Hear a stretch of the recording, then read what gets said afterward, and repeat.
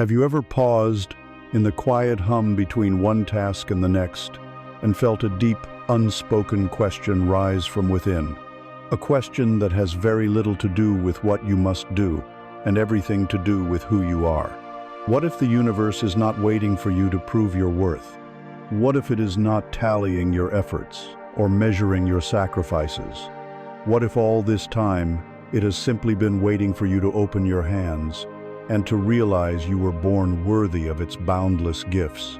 We are taught the gospel of the grind, the religion of the relentless pursuit. We are told that life's treasures are locked away at the top of a mountain that we must climb with bleeding hands and weary souls. We must earn our peace. We must fight for our joy. We must deserve our abundance. This is the great story of our time, and it is a story of noble, exhausting effort. But there is an older story, a quieter truth that whispers beneath the noise of our striving. It is a law, not of action, but of allowance, not of chasing, but of welcoming. It is the forgotten, sacred art of receiving. Imagine you are in a small boat. For years you have been told that your destination lies upstream. So you row. You strain every muscle against the powerful current, your focus fixed on a distant point you can barely see.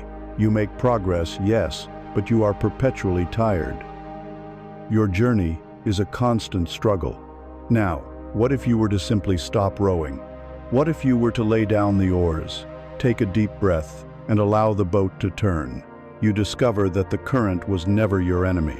It was always flowing towards a vast, beautiful ocean. Your only task was to align with it. The struggle was never a requirement. It was a choice, born from a misunderstanding of the river itself. This journey we are about to embark on together is not about learning a new way to row harder. It is an invitation to lay down the oars. It is an exploration into the nature of that sacred current and a rediscovery of the forgotten key that allows it to carry you.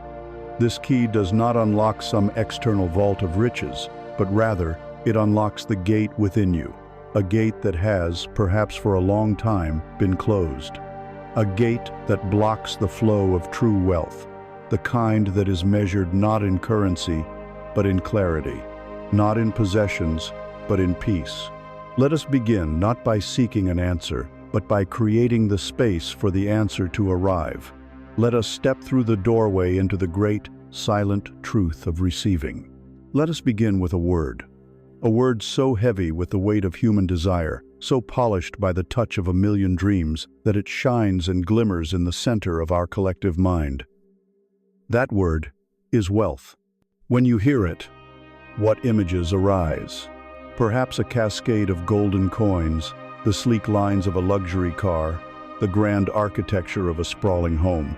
You might see numbers on a screen, growing, accumulating, promising a fortress of security against the unpredictable winds of life.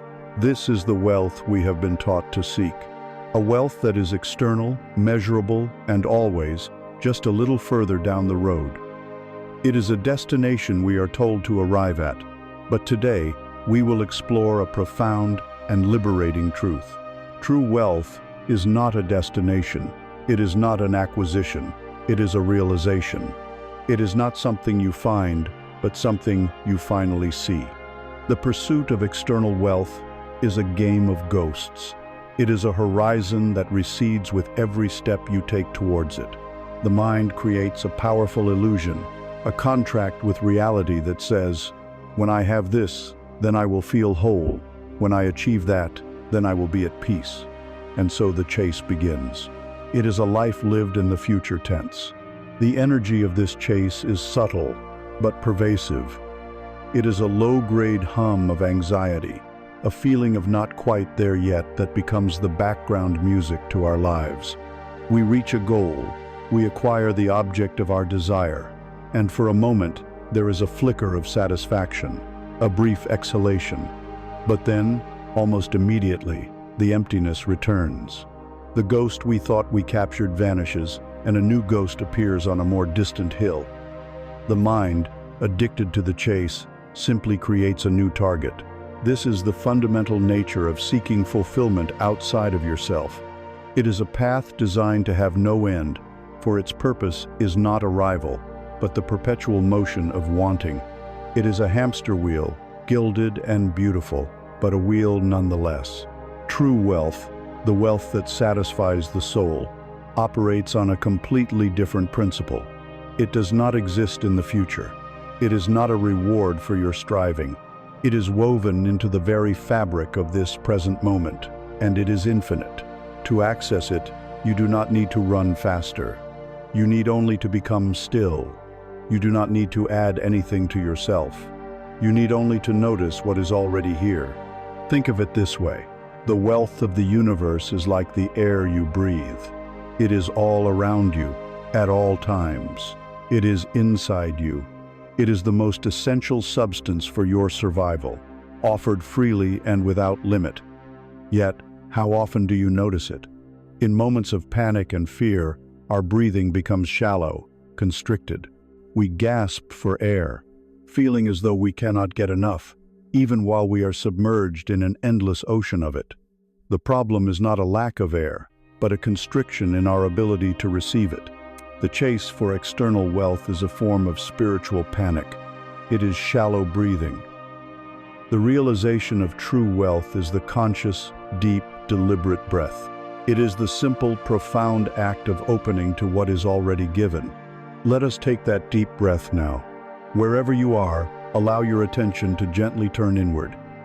Feel the air enter your body. A cool stream of life, a gift from the trees, the sky, the planet itself. Feel how your chest and belly expand to welcome it. This expansion, this simple act of making space, is the very essence of receiving. You do not have to earn this breath. You do not have to prove you are worthy of it. You only have to be open to it. And as you exhale, feel the release, the letting go, returning the gift back to the world. This simple, rhythmic cycle is the heartbeat of universal abundance. Inhale, receive. Exhale, release. You are participating in cosmic wealth right now. This is not a metaphor. It is a direct experience of a fundamental truth. Now, with this same quiet awareness, let us expand our senses. True wealth is in the texture of this moment.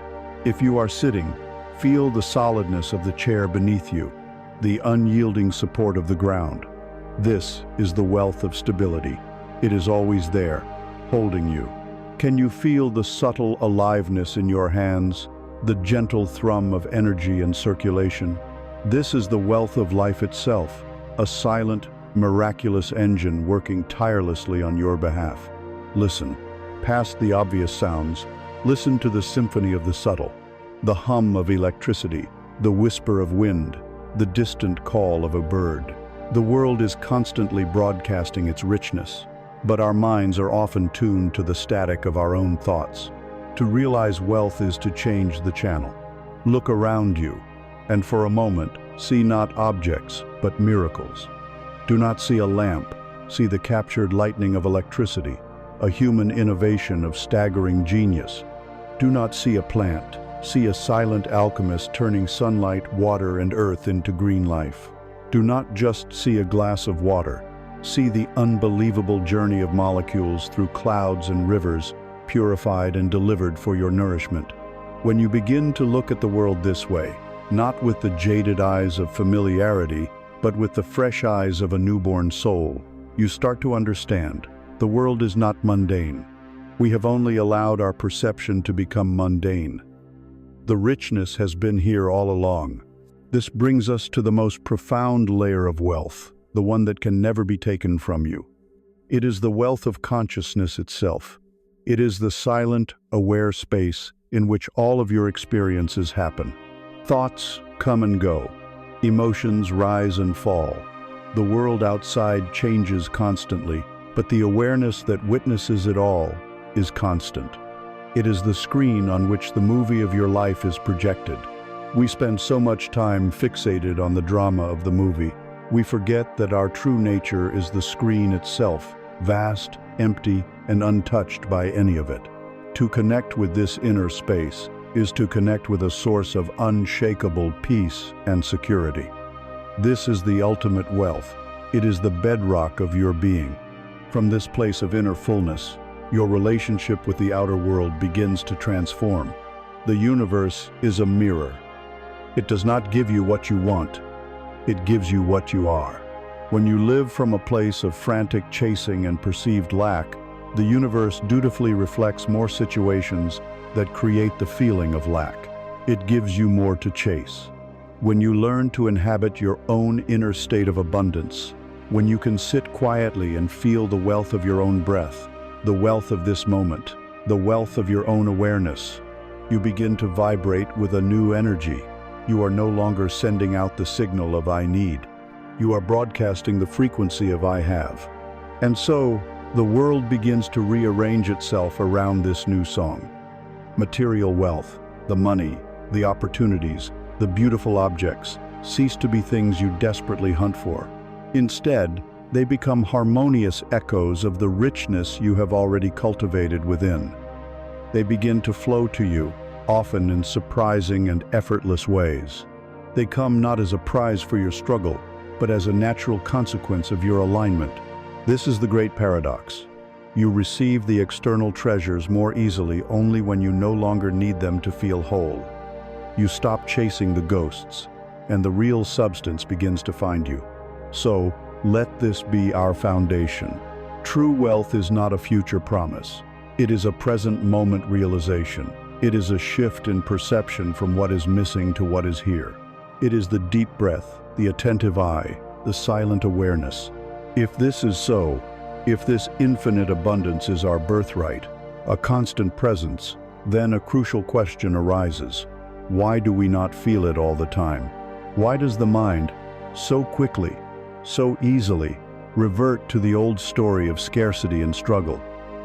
It is because, deep within the architecture of our being, there is a silent, powerful resistance, a locked door, a guarded gate that we ourselves have put in place. And to continue our journey, we must now turn and face that wall. We must understand the invisible barriers we have built against the very abundance we crave. We have arrived at a place of quiet understanding, a place where we can feel, if only for a moment, the immense and ever-present wealth of existence itself. It is in our breath, in the solid ground beneath our feet, in the silent awareness that holds our entire life.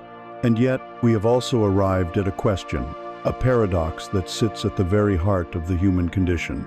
If this abundance is our birthright, a constant and gentle rain falling upon us, why do we so often feel like we are in a desert, parched and longing for just one drop? The answer is not in the sky. The rain is falling. The answer is that we are holding an umbrella. We are standing inside a shelter we have built ourselves, a shelter so familiar we no longer even notice its walls. This shelter is our silent resistance to receiving. It is an invisible wall, constructed brick by brick since our earliest days, built from the subtle lessons of our culture, our families, and our own experiences. It is a fortress designed to protect us, but it has, in effect, become our prison. It keeps out the bad, but it also keeps out the good. It blocks the pain, but it also blocks the joy. To understand this wall, we must first learn to see it, and we see it most clearly in the moments when a gift is offered. Recall a time someone gave you a genuine, heartfelt compliment. You are so talented. That was an incredibly kind thing to do. Your presence brings me so much peace. What was your first, instantaneous, inner reaction? For so many of us, it is not a simple, open acceptance. It is a flinch, a subtle inner recoil. The mind immediately rushes in to deflect the gift. Oh, it was nothing. Anyone could have done it. I was just lucky. We diminish the compliment, and in doing so, we diminish ourselves and the sincerity of the giver. Or perhaps someone offers you a physical gift, something you truly desire, with no occasion and no reason other than their own generosity. Notice the immediate discomfort, the slight awkwardness that arises. The unspoken question hangs in the air. What do they want in return? An internal calculation begins. a frantic search for the hidden price tag. We feel a strange sense of obligation, of an imbalance that must be corrected. We might even refuse the gift outright, saying, "Oh, you shouldn't have," a phrase that is both polite and profoundly revealing. It reveals a core belief that we are not meant to receive things so freely. This complex web of reactions, the deflection, the suspicion, the discomfortese, the invisible wall in action. It is a deeply ingrained reflex, a spiritual autoimmune response where the self attacks the very nourishment it is offered. And it is built upon a grand, pervasive myth, the myth of the noble giver. We are taught that it is better, more virtuous, more spiritual to give than to receive. The giver is strong, benevolent, in a position of power. The receiver, in this unspoken narrative, is perceived as weak, needy, passive, and indebted. We celebrate the martyr, the one who sacrifices, the one who gives until they are empty. And so, we all strive to be the giver. We compete in a strange, unconscious contest to be the most self-sufficient, the most independent, the one who needs nothing from anyone. But this creates an impossible paradox. For giving to exist, there must be receiving. They are two ends of a single energetic exchange, like the north and south poles of a magnet. One cannot exist without the other. In our desperate attempt to always be the virtuous giver, we deny others the grace and joy of their own giving. When you refuse a compliment, you are subtly rejecting the giver's perception and their desire to connect. When you refuse a gift, you are blocking the flow of their generosity.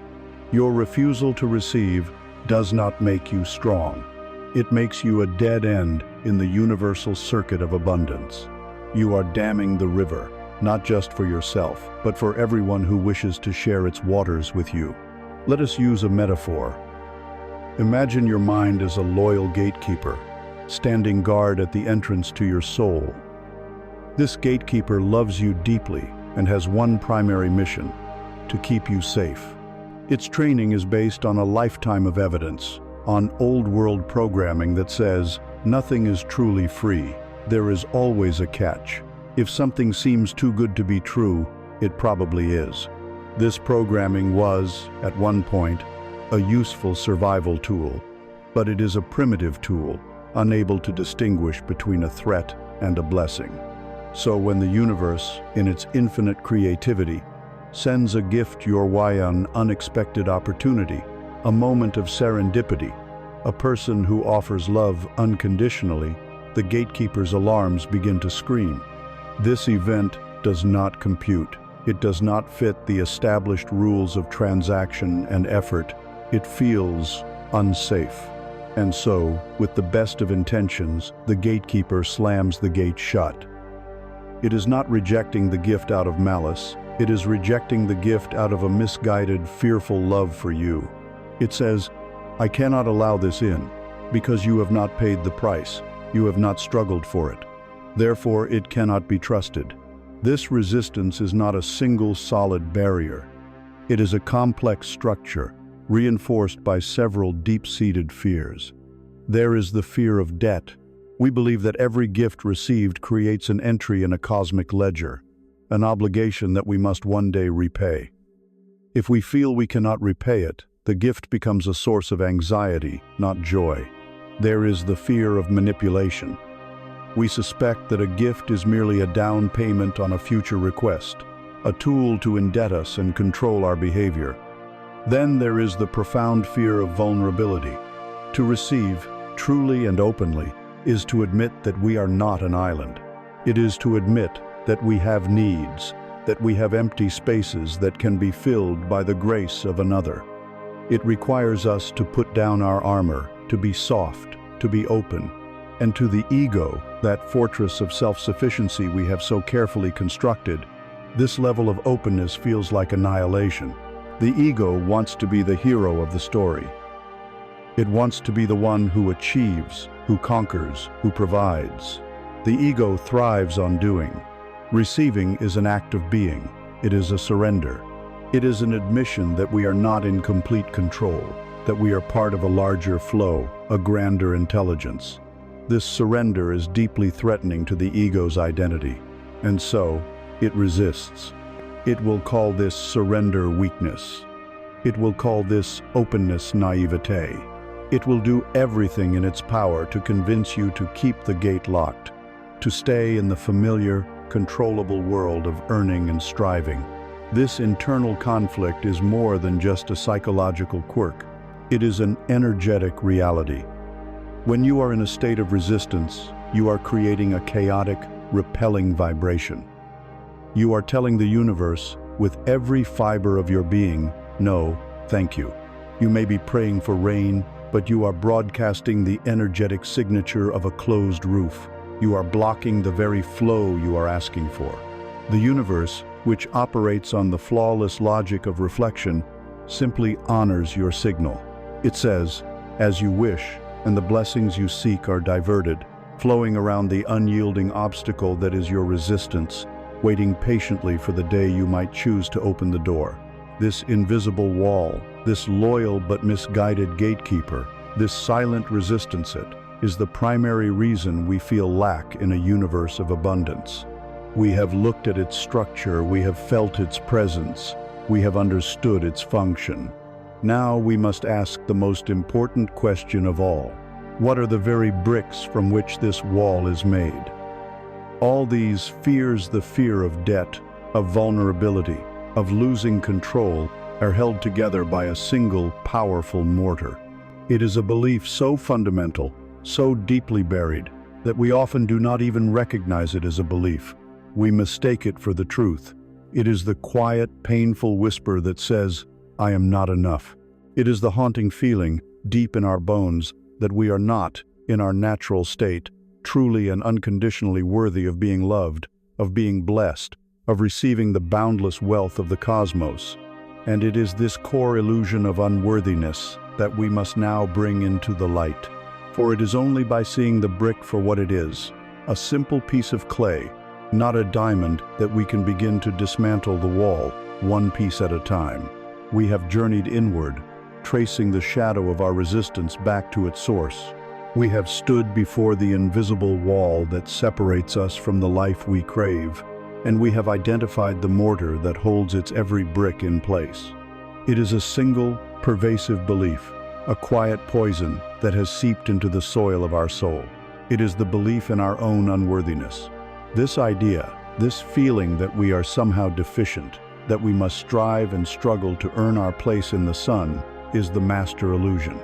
It is the original shackle, the anchor that holds us fast while the currents of grace flow past. Today, our sacred work is to break that shackle, not with force, but with the clear, unwavering light of truth. From our earliest moments, we are inducted into what can be called the economy of worthiness. It is a vast, unspoken system of transaction that governs our world. As children, we learn it quickly. Be a good boy, and you will get the toy. Clean your room, and you will earn your allowance. Get good grades, and you will receive praise and love. A contract is written upon our hearts. My value is conditional. It is not inherent. It is something I must earn through my actions, my obedience, my performance. We carry this contract into adulthood, where its terms become even more demanding. Work punishing hours. Sacrifice your health, and you will be deemed successful. Suppress your own needs for the sake of others, and you will be called a good person. Accumulate titles, possessions, and accolades, and then, only then, will you have proven your right to exist, to be respected, to be loved. This economy of worthiness is a cruel master. It keeps us in a state of perpetual debt. No matter how much we achieve, the feeling of enough is always temporary. The goalposts are always moving. We are Sisyphus, forever pushing a boulder of proof up a hill, only to have it roll back down the moment we dare to rest. We become human doings, not human beings. Our lives defined not by the quality of our presence, but by the quantity of our accomplishments. The exhaustion you feel, that deep, soul-level weariness, is not just from your busy schedule. It is the weight of constantly trying to justify your own existence. Let us now speak a truth so simple and so radical that the mind, the loyal servant of that old economy, will immediately try to argue against it. Let the mind argue.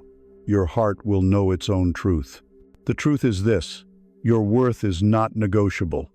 It is absolute. It was bestowed upon you in full at the moment of your creation, and nothing you do or fail to do can ever add to it or subtract from it. Your worth is not tied to your productivity, your bank account, your relationship status, or your moral scorecard. It is inherent. It is your very essence. Consider a flower in a field, a wild, perfect rose. Does it worry that it has not done enough to deserve the morning sun? Does it perform? Does it strive? Does it bargain with the sky for the nourishment of the rain? Of course not. The rose simply is. In its being, in its natural state of unfurling its petals, it is in perfect alignment to receive everything it needs to flourish. It does not need to justify its existence to the sun. It simply opens itself to the light, and the light, which only knows how to shine, pours into it. You are that flower. Your soul is that flower.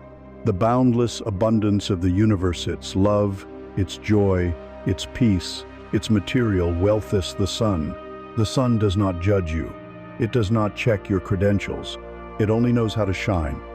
Your only work is to stop believing you are unworthy of its light, and to simply, finally, open.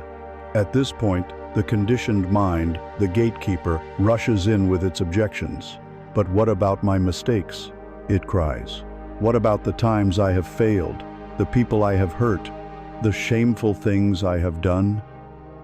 This is a crucial point of confusion. We must learn to separate our actions from our being. Your actions have consequences. They create ripples in the fabric of reality, according to the impartial law of cause and effect. Wise actions tend to create harmonious results. Unwise actions tend to create dissonant results. This is the law of karma, which is a law of physics, not a system of moral judgment. The universe is not a courtroom with a divine judge weighing your sins. It is a perfect mirror, reflecting the energy of your actions back to you so that you may learn and grow. Your mistakes are your curriculum, not a stain upon your soul. They do not diminish your inherent worth, any more than a child's stumble diminishes its parent's love. The mind then offers another objection. If I am already worthy, won't I become lazy? Won't I lose my motivation to achieve anything? This reveals how deeply we have equated motivation with fear, the fear of not being good enough. But there are two kinds of motivation. One is born from a sense of lack, a desperate running away from the shadow of inadequacy. This is the motivation that burns you out. The other is born from a sense of fullness, an overflowing of creative energy that simply wants to express itself. When you know, in your core, that you are already whole and worthy, you don't stop creating, or working, or loving. You simply stop doing it to prove something. You do it for the sheer joy of it. Your work becomes play. Your creations become offerings. Your love becomes a gift with no strings attached. You act not to get full, but because you are full. This is the most powerful and sustainable motivation in the universe.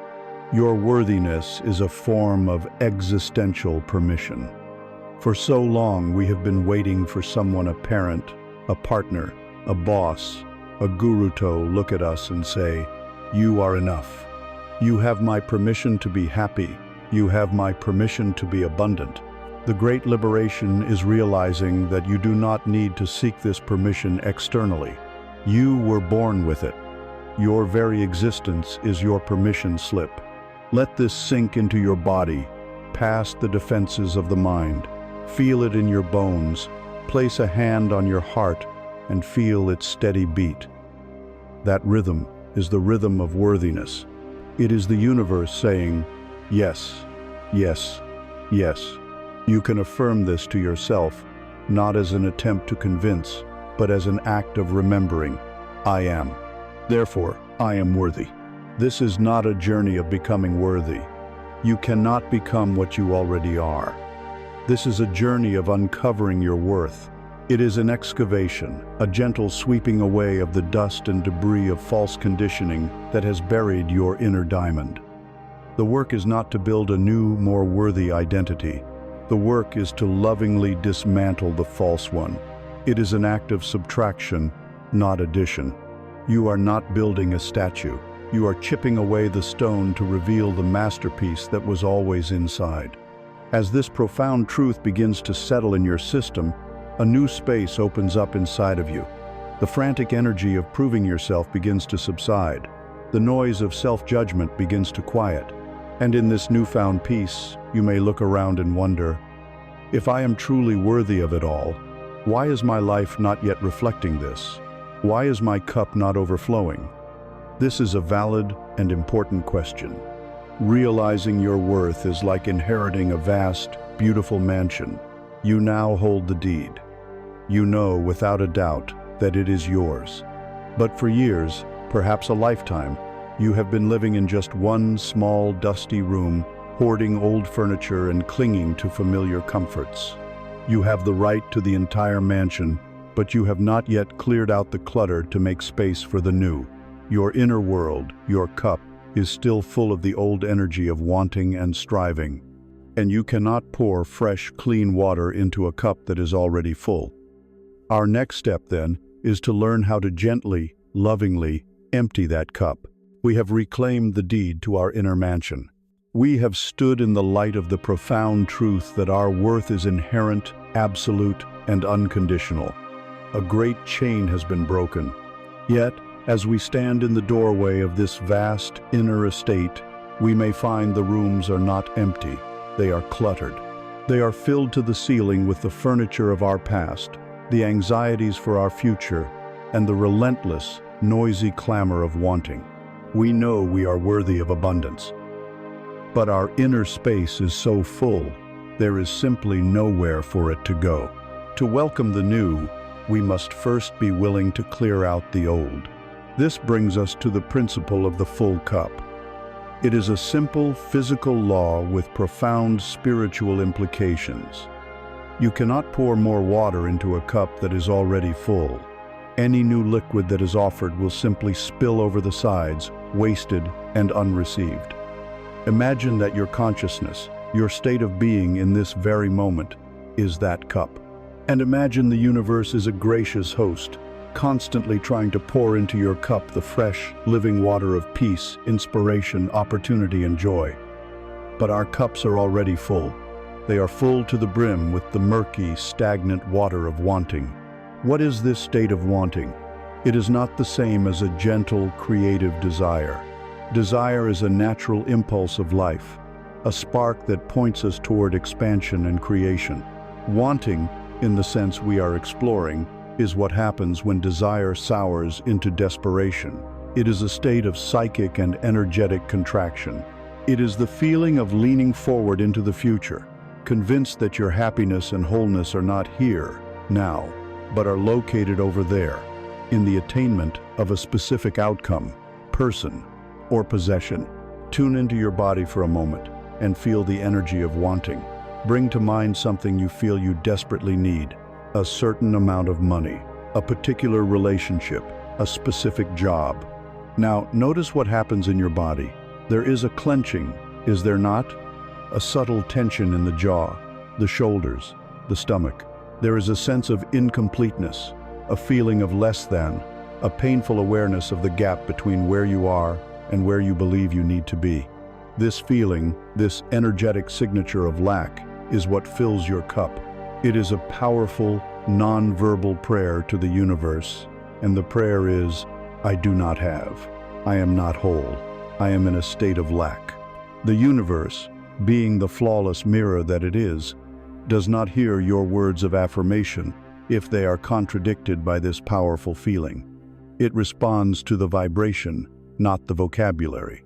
It sees the powerful broadcast of lack, and, in its infinite and impartial wisdom, it reflects more circumstances that will generate the very same feeling.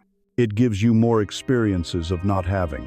The frantic energy you use to chase after the thing you want is the very energy that pushes it away. It is a cosmic paradox.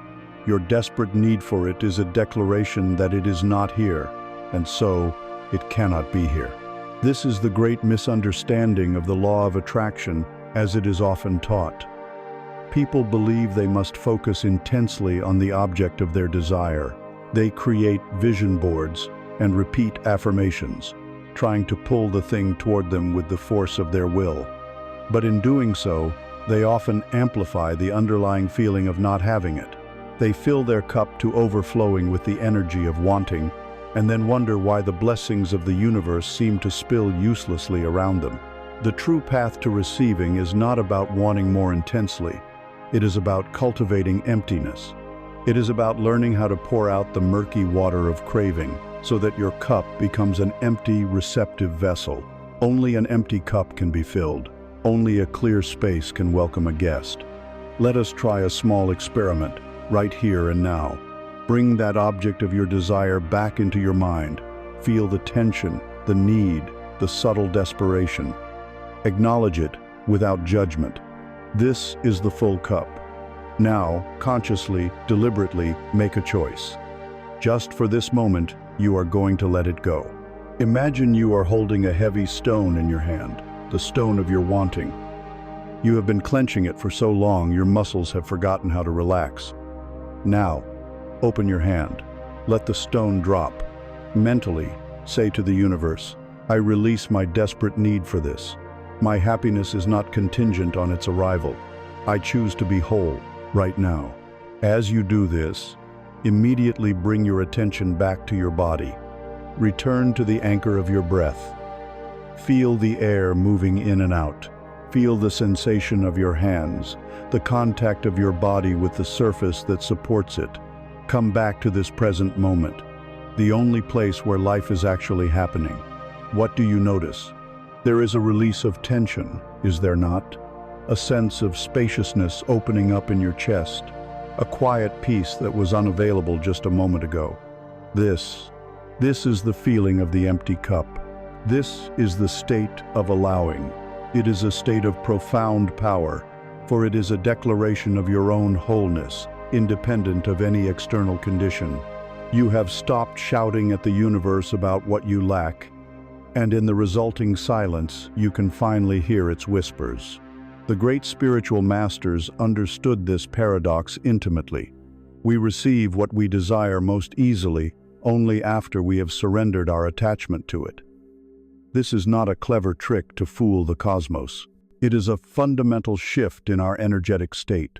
When you let go of the contracted, needy energy of wanting, you create an open, relaxed, and receptive field around you. Your vibration shifts from, I need to, I am open. You align yourself not with the absence of your desire, but with the peaceful, whole energy that is a vibrational match for its fulfillment. You clear the cluttered room, and the universe, which abhors a vacuum, rushes in to fill it with something that matches your new, spacious state of being. This is why gratitude, as we will explore later, is so powerful. Gratitude is the state of a full cup, but it is full of the clear water of what is, not the murky water of what is not. It is the ultimate state of receiving, for it acknowledges the gifts that have already been given. For now, the practice is simple, though it requires constant vigilance. It is the practice of noticing. Notice when your cup is full of wanting. Notice the tension in your body, the narrative of lack in your mind. And in that moment of noticing, gently, without judgment, choose to open your hand. Choose to let the stone drop. Return to the breath. Return to the now. Each time you do this, you are pouring out a little more of the old, stagnant water. You are creating a little more space. You are becoming a more receptive vessel. But the mind is a creature of habit. It has been filling the cup for a lifetime. It will rush back in with its worries, its plans, its cravings, eager to fill any empty space with its familiar noise. The practice of emptying the cup, then, requires us to learn how to quiet the mind itself. We must learn how to turn down the volume of the inner monologue so that we can rest in the silence more and more of the time. This silence, this sacred stillness, is the ultimate empty space. It is the womb of all creation. and it is the golden key to unlocking the next gate on our journey. We must now learn how to find it, how to cultivate it, and how to live from it. We have stood at the edge of our inner cup and seen how it is perpetually filled by the restless, churning waters of wanting. We have felt the tension of this state, the subtle anxiety of a mind that is always chasing, always grasping, always convinced that happiness is somewhere else. We have resolved to empty this cup, to create a sacred, open space within. But how do we quiet the hand that fills it? How do we calm the turbulent waters of a mind that has been in motion for a lifetime? The answer is not found in another form of doing, another effort, another struggle. The answer is found in the cessation of all doing. The answer is stillness. Stillness is a word that our modern world has forgotten the meaning of. We mistake it for boredom, for emptiness, for a lack of productivity. We see it as a void to be filled with noise, distraction, and endless information. But true stillness is not a void. It is the most potent, alive, and intelligent state of being you can ever access. It is not the absence of life, it is the presence of life itself, unburdened by the commentary of your mind. Let us first be clear about what stillness is not. It is not about forcing your mind to go blank. To try and stop your thoughts is to create a war within yourself, a battle you can never win, for the energy of resistance only creates more noise. Thoughts are a natural function of the mind, just as waves are a natural function of the ocean. You cannot command the ocean to be flat, but you can learn to dive beneath the turbulent surface to the calm, silent depths that are always present. Stillness, therefore, is not the absence of thought, but your non-attachment to thought. It is the discovery of a dimension within yourself that is deeper and vaster than the thinking mind. It is becoming the silent watcher, the calm, unmoving sky that allows the clouds of thought to drift by without being disturbed by them. Imagine a lake high in the mountains. When the wind of compulsive thinking blows, its surface is choppy and agitated. It can only reflect a broken, fragmented version of the world. The sky, the trees, the moon all are shattered into a million distorted pieces. You cannot see the beauty of the whole, nor can you see into the clear depths of the water. This is the state of the ordinary, anxious mind. It is so filled with the waves of its own making that it cannot perceive reality clearly. It sees only its own turmoil reflected back at it. Now, imagine the wind subsides. The frantic energy ceases. Gradually, moment by moment, the waves calm down. The surface of the lake becomes smooth, clear, like a perfect mirror of black glass. Now, what does it reflect? It reflects the entire, vast expanse of the sky. Every single star, every distant galaxy, the serene face of the moon all are captured in perfect, pristine detail. Not only that, but now you can see deep into the water itself, to the hidden life and treasures that lie on the lakebed. The lake has not done anything to achieve this. It has simply become still, and in its stillness, it has become capable of holding the entire universe. Your mind is that lake. Stillness is the golden key because it is the state in which your mind stops reflecting its own inner chaos and becomes a perfect mirror for the intelligence of the universe. The creative solutions you seek, the brilliant ideas, the answers to your deepest questions, they are rarely found by thinking harder. Frantic, anxious thinking is the wind that agitates the water. True insight, true inspiration, arrives as a whisper from a deeper dimension of consciousness, and you can only hear a whisper in a quiet room. Stillness is the act of creating that quiet room inside yourself. This is not a passive state. It is a state of supreme alertness. When you are still, your senses come alive. You are no longer lost in the virtual reality of your thoughts, a ghost haunting the corridors of your own mind. You are present, embodied, here. It is from this state of alert presence that you begin to notice the subtle language of the universe. The synchronicities, the meaningful coincidences, the serendipitous encounters, they are not random accidents. They are the threads of an intelligent, interconnected web. But to see the threads, you have to stop running. When you are still, you become a calm, coherent center in that web, and the web begins to configure itself around you. The right people, the perfect opportunities, the missing pieces of the puzzle are drawn to your calm, receptive energy field. You cease to be a hunter, chasing after what you want. You become a lighthouse, and your ships find their way to you through the fog. Let us experience this directly, for no explanation can substitute for the experience itself. Wherever you are, allow your body to be comfortable. Close your eyes if it feels right to do so. First, bring your awareness out of your head and into your body. Can you feel the subtle field of aliveness that pervades your hands? Can you feel the gentle tingling, the thrum of life within them? Let your attention move into your feet, your legs, your torso. Inhabit your body fully. This simple act begins to quiet the mind, as attention that was feeding thought is now feeding presence. Now, bring your awareness to your breath. Do not try to change it, simply observe it. Feel the sensation of the air as it enters your nostrils, cool and fresh. Follow it as it fills your lungs. Notice the slight pause at the peak of the inhalation. Then, follow the breath as it flows back out, warmer now, a gentle release. Notice the pause at the end of the exhalation, that moment of complete rest before the cycle begins anew. Stay with this for a few moments. The breath is your anchor to the now. It is the antidote to the mind's tendency to wander into the past or the future. As you observe your breath, you will notice that thoughts still arise. This is normal. Do not fight them. See them as clouds passing through the vast sky of your awareness. You are the sky, not the clouds. And then begin to listen, not for the thoughts, but for the spaces between the thoughts. There are gaps. They may be very brief at first, just a second or two, but they are there.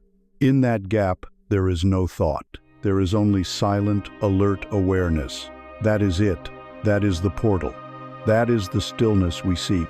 It is not something you have to create. It was here all along, patiently waiting beneath the noise. Dip into that silence, rest in it. It is your true home. It is the source of all peace, all creativity, and all power. This is why your greatest breakthroughs often happen when you are not thinking in the shower, on a long walk in nature, in the moments just before you fall asleep. These are all moments when the analytical, striving mind has relaxed its grip, creating a pocket of stillness. In that opening, a deeper intelligence can finally get a word in. You are not solving the problem. You are creating the condition for the solution to reveal itself. As you rest in this newfound stillness, even for a moment, you may notice a certain feeling begin to arise spontaneously. It is a feeling of simple, quiet appreciation. An appreciation for the breath, for the silence, for the simple, miraculous fact of being alive. This feeling is not an intellectual concept. It is a warm, expansive energy that radiates from your heart. This silent, heartfelt appreciation for the present moment is the natural fragrance of a still mind, and it is the gateway to an even more powerful and direct way of communicating with the universe. It is the key to tuning your very being to the frequency of abundance itself. This profound state of appreciation has a name. It is the state of gratitude. We have found the doorway to the silent, sacred space within. In the stillness, we have stepped away from the relentless noise of the mind and tasted a peace that requires no external cause. As we rest in that stillness, a gentle warmth begins to bloom in the heart, a quiet, profound appreciation for the simple miracle of being. This feeling, this spontaneous welling up of thanks, is the beginning of the most powerful creative force in the universe. It is the key that tunes your very soul to the frequency of abundance. It is the state of being known as gratitude. But let us be clear. The gratitude we speak of is not the polite transactional gesture we are taught as children. It is not merely saying the words, "thank you," after receiving a gift. That is reactive gratitude, a response to an external event. The gratitude that transforms worlds is a state of unconditional, proactive appreciation. It is not a reaction to what you get. It is a conscious state of being that determines what you get. It is the difference between saying thank you for the rain after a storm and living in a state of gratitude for the sky itself, whether it is raining or not. One is a response to circumstance, the other creates circumstance. Think of the universe as an infinite radio broadcast, constantly transmitting on every possible frequency. There is a frequency for lack, for fear, for despair. When your inner state is tuned to these frequencies, your life experience will be a perfect match for them. You will hear the sad songs, the frightening news reports, the static of confusion. There is also a frequency for joy, for love, and for boundless, miraculous abundance. Gratitude is the act of deliberately, consciously tuning your inner dial to this frequency. It is the clearest signal you can send out, and its message is simple and unwavering. I have enough. I am cared for. All is well. This is not a metaphor. It is a description of energetic reality. The feeling of wanting, as we have explored, is a state of contraction. It broadcasts the frequency of lack. Gratitude is a state of expansion. It is the feeling of a full heart. When you are in a state of genuine gratitude, your entire being, from the electromagnetic field of your heart to the chemistry of your brain, begins to resonate with the energy of fullness.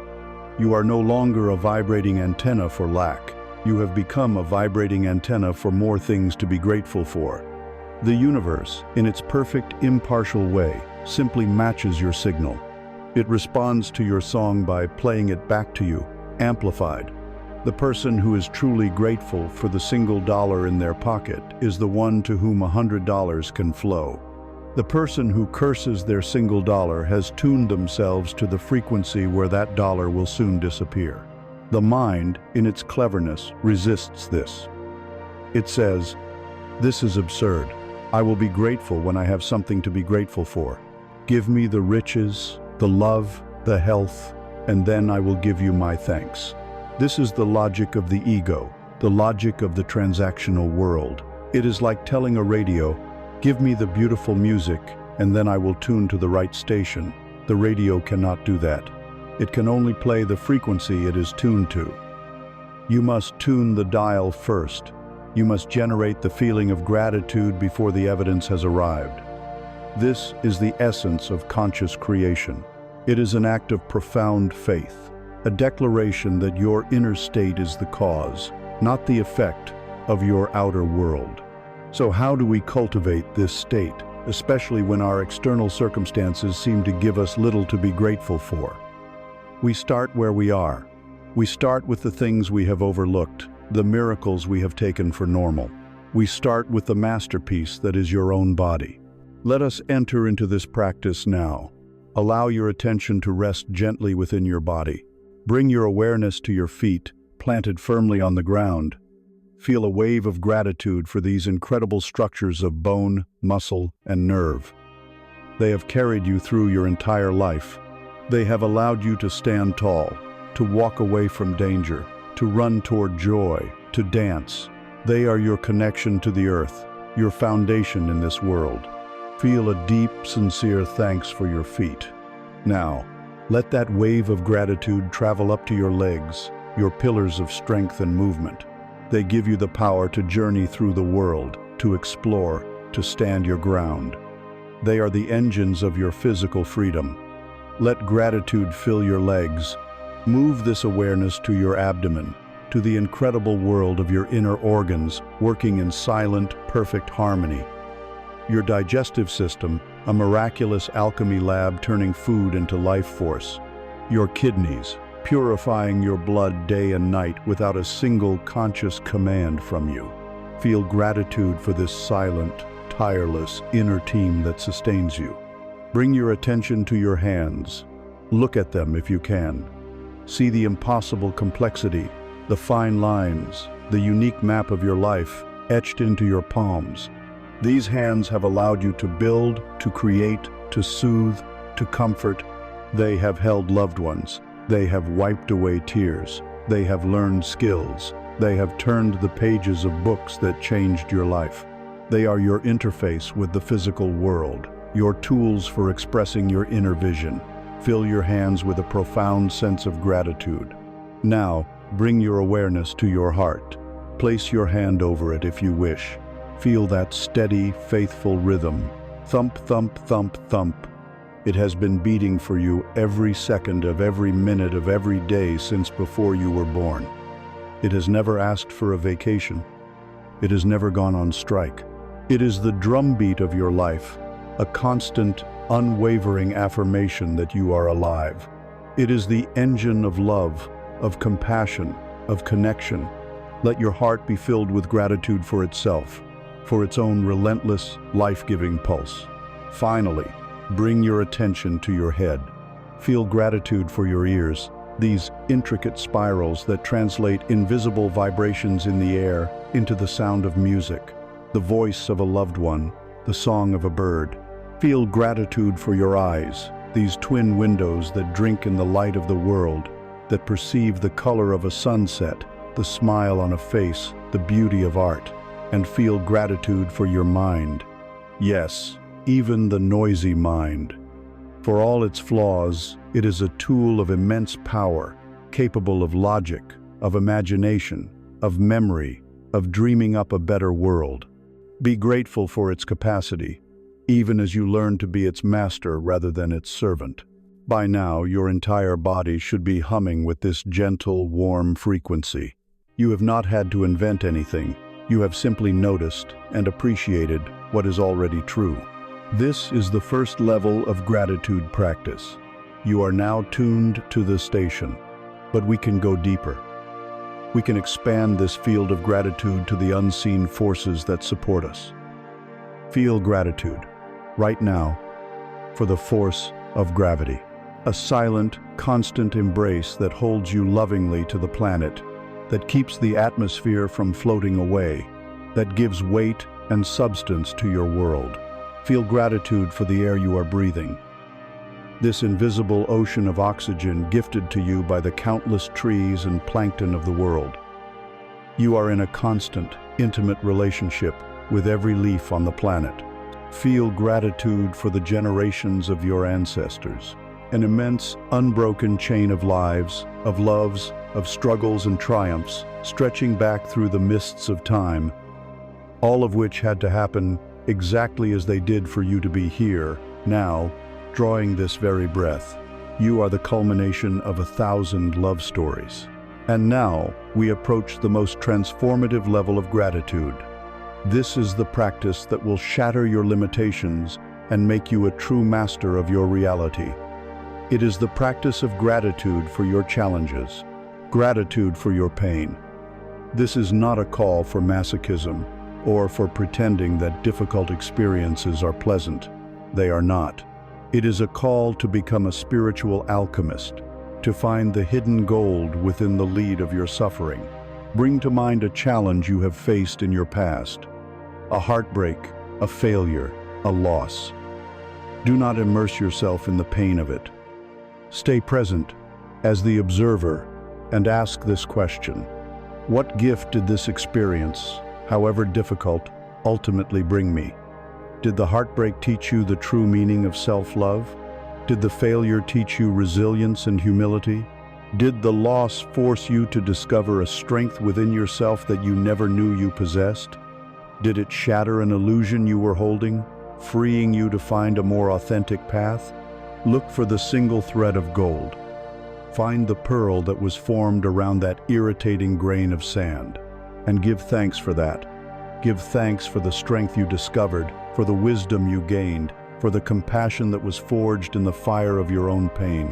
When you can be genuinely grateful for the lessons learned in your darkest hours, you become invincible. You send a powerful message to the universe. You cannot defeat me. Whatever you send my way, I will find the gift in it. I will use it to grow stronger, wiser, and more compassionate. There are no longer any good or bad experiences. There is only life, and all of it serves my evolution.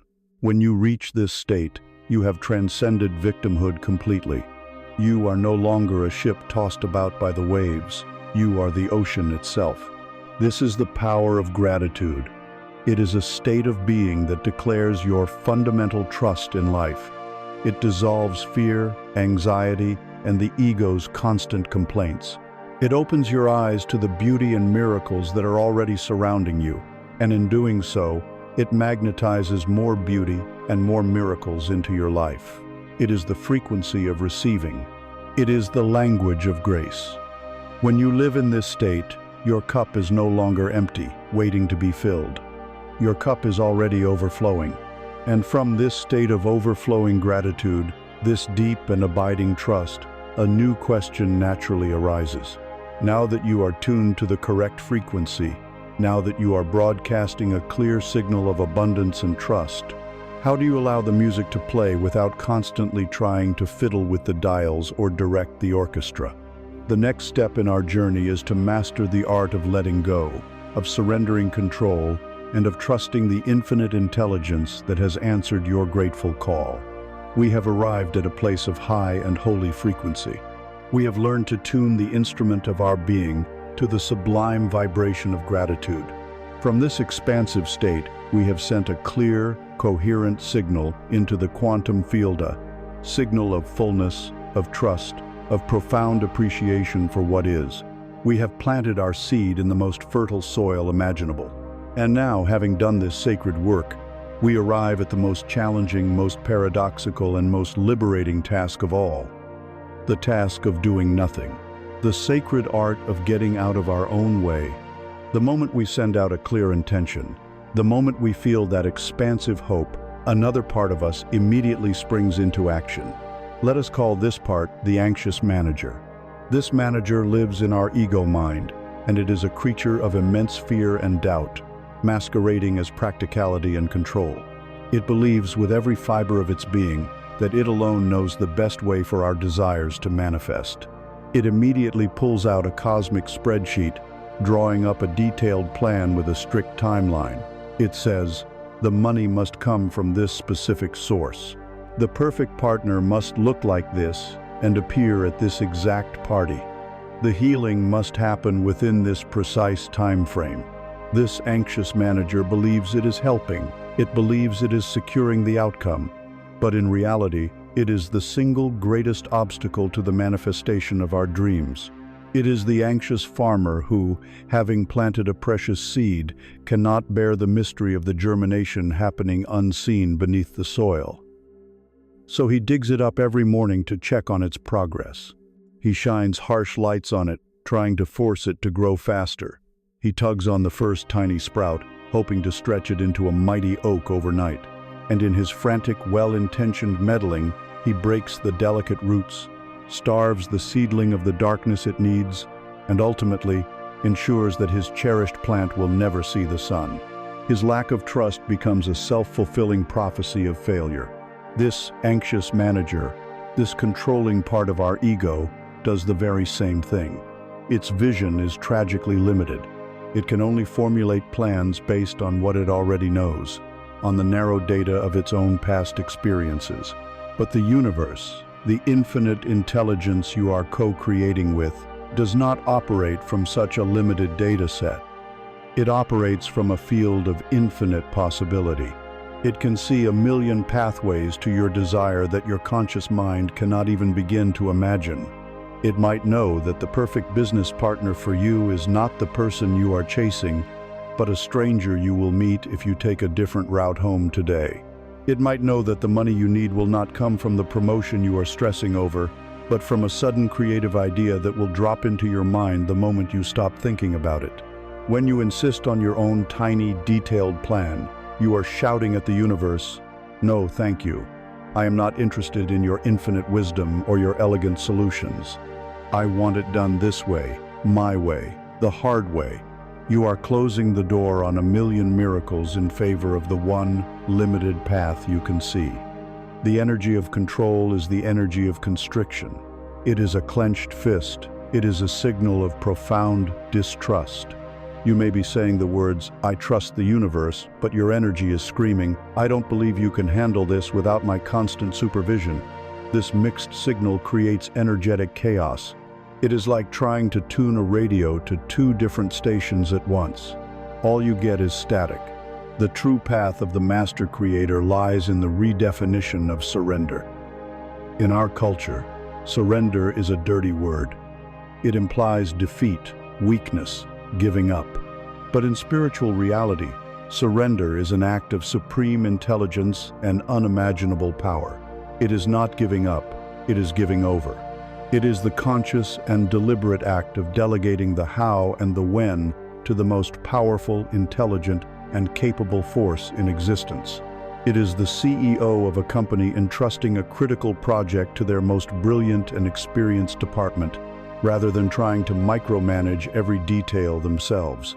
This act frees the CEO to do the only two things that are truly your responsibility: to hold the vision of the final outcome and to maintain the high-frequency state of gratitude and joyful expectation. Your job description in this co-creative partnership is simple. 1.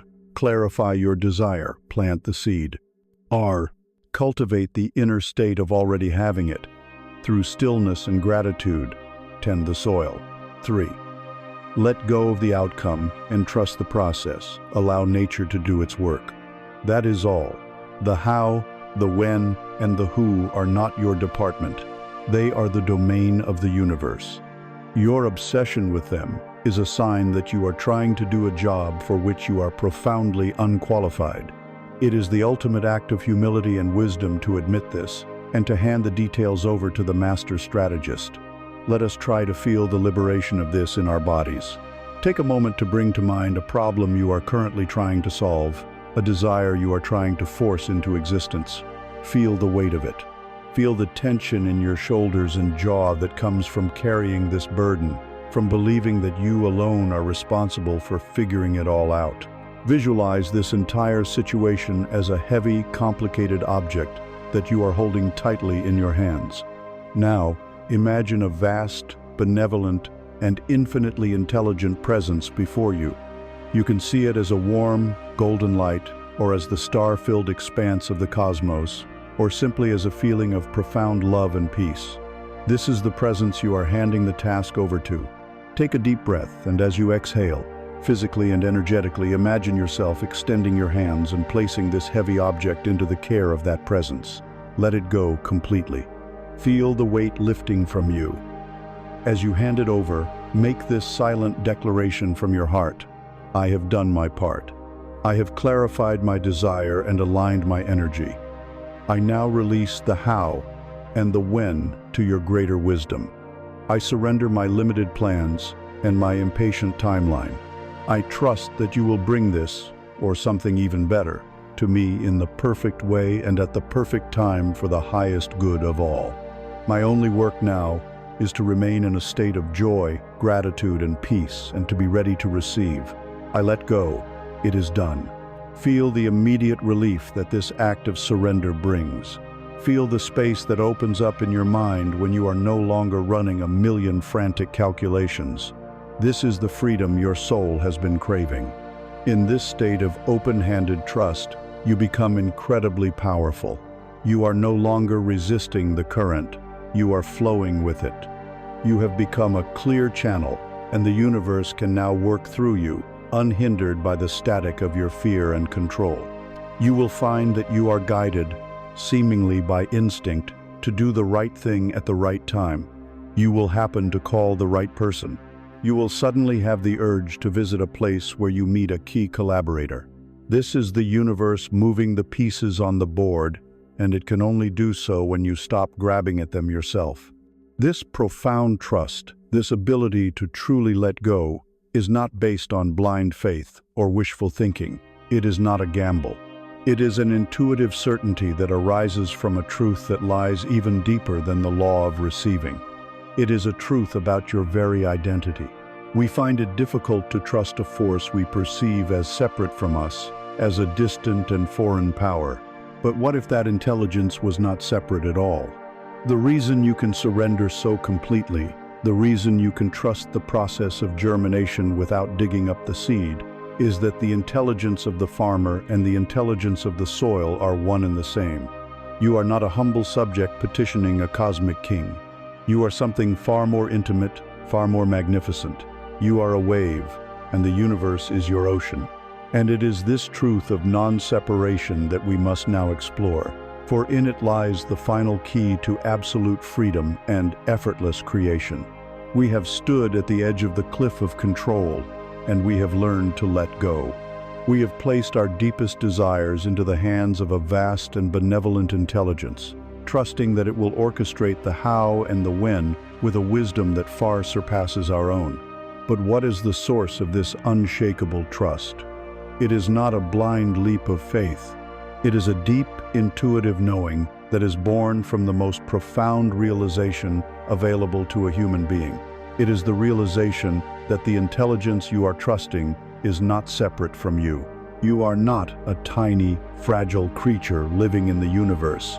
You are the universe, experiencing itself through the unique lens of your consciousness. This is the great secret hidden in plain sight, the ultimate truth that mystics have whispered throughout the ages. The primary illusion that creates all of our suffering is the illusion of separation. Our five senses are magnificent tools for navigating the three-dimensional world, but they are designed to perceive edges, boundaries, and distinctions. They tell us, this is me, and that is the chair. This is my body, and that is the air. The thinking mind then takes this sensory data and weaves a powerful story around it, the story of me. It builds a fortress of personal history, of likes and dislikes, of fears and ambitions. We become what Alan Watts called a skin-encapsulated ego. From within this fortress of self, the world outside appears foreign, other.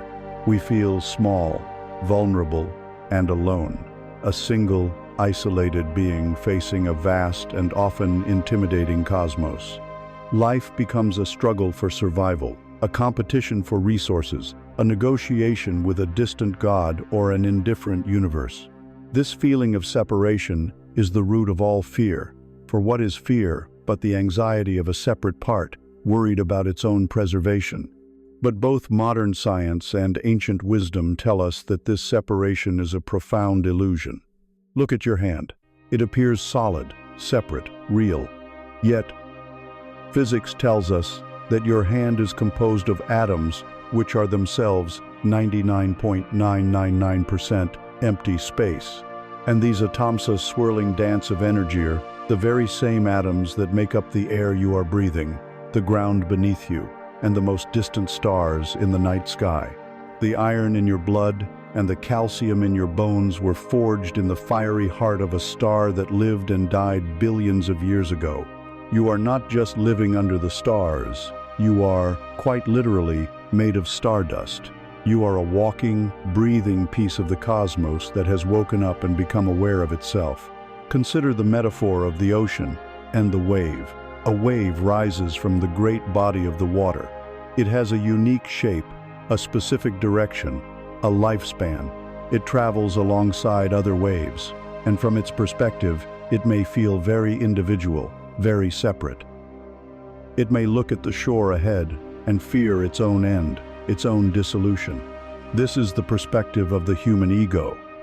But what is the ocean's perspective? The ocean knows that the wave is not separate from it. The wave is simply a temporary form that the ocean itself has taken. The substance of the wave is pure ocean. The power of the wave is the power of the ocean. When the wave crashes on the shore, it is not dying. It is simply returning to its source, merging back into the totality of itself, ready to rise again in a new form. You are not the wave, you are the ocean. Your body, your name, your personality, your story, this is the temporary, beautiful, unique wave that you are currently inhabiting. But your true nature, your essential self, is the entire, boundless ocean of consciousness. It is the same consciousness that imagines the galaxies, that dreams up the rainforests, that beats the hearts of every living creature. There is only one consciousness, one life, one energy, endlessly expressing itself in a trillion different forms. When this truth shifts from being an intellectual concept to a felt reality, the entire model of receiving is revolutionized. It ceases to be a dualistic transaction between a small me and a big universe. How can a wave ask the ocean for water? The very idea is absurd. The wave is water. The act of asking presupposes a separation that does not exist. When you hold a desire, it is not your small personal self wanting something. It is the universe, expressing itself as you, wanting to experience a certain quality of itself, be it love, abundance, creativity, or joy. The desire you feel is a universal impulse, a cosmic urge moving through your specific form. Therefore, when you block yourself from receiving, when you believe you are unworthy, or when you try to control the outcome, you are not just harming your small self. You are, in effect, like a single artery in the body deciding to constrict and refuse the flow of lifeblood. You are disrupting a universal circulation. When you finally open yourself to receive, you are not taking from some external source. You are simply allowing the energy of your own larger being to flow through you without obstruction. You are allowing the ocean to be the ocean. Your joy, your abundance, your fulfillment is the universe's own joy, abundance, and fulfillment. Your personal success is a cosmic success. Let us try to feel this oneness directly. Settle into your body and become aware of your breath. Feel the air enter your lungs. This air was, just moments ago, out there, part of the atmosphere of the planet. Now it is in here. Its molecules passing through the delicate membranes of your lungs, dissolving into your bloodstream, becoming the very substance of your cells. At what precise moment did it cease to be the world and become you? There is no such moment. The boundary is an illusion. You are breathing the world, and the world is breathing you. Now, expand your awareness. Feel the energy field of your body. Imagine it extending beyond your skin, filling the room you are in, merging with the energy of the furniture, the walls, the building. Let it expand further, this field of your being, merging with your city, your country, the entire planet in its silent, graceful spin. Feel yourself as the planet. Expand further still into the vast, silent blackness of space, dotted with the fires of a billion suns. Feel your awareness merge with all of it, with the spiral arms of the galaxy, with the distant quasars, with the very fabric of space-time itself. In this state, there is no you and the universe. There is only a single, unified, intelligent field of existence. There is only one thing, and you are it. Rest in this feeling for a moment. This is your true identity. You are not the wave. You are the ocean. When you begin to live from this awareness, your relationship with reality transforms. It ceases to be a struggle and becomes a dance. It is no longer a monologue of your own anxious thoughts, but an intimate, ongoing conversation with the totality of yourself. The world begins to speak to you. The seemingly random events of your life reveal themselves as part of an intelligent, loving choreography. The universe starts to leave you clues, to send you winks and nods, to arrange meetings and open doors. This divine communication, this language of meaningful coincidence, has a name. It is the language of synchronicity. And our next step is to learn how to listen. Having awakened to the profound truth of our own universality, our relationship with life transforms. The feeling of being a separate, isolated self dissolves, and we begin to sense our connection to the intricate, intelligent web of all existence. Life ceases to be a series of random, disconnected events. It shifts from a monologue of our own internal chatter into a deep and intimate conversation with the cosmos. And the language of this conversation, the beautiful, mysterious dialect of the universe itself, is synchronicity. Synchronicity is a term coined by the psychologist Carl Jung to describe a meaningful coincidence. It is the magical moment when the inner world of your thoughts and feelings aligns perfectly with an event in the outer world. in a way that is too statistically improbable, too personally significant, to be dismissed as mere chance. It is the universe winking at you. It is a glimpse behind the curtain of ordinary reality, revealing the hidden machinery of an intelligent, benevolent, and exquisitely choreographed cosmos.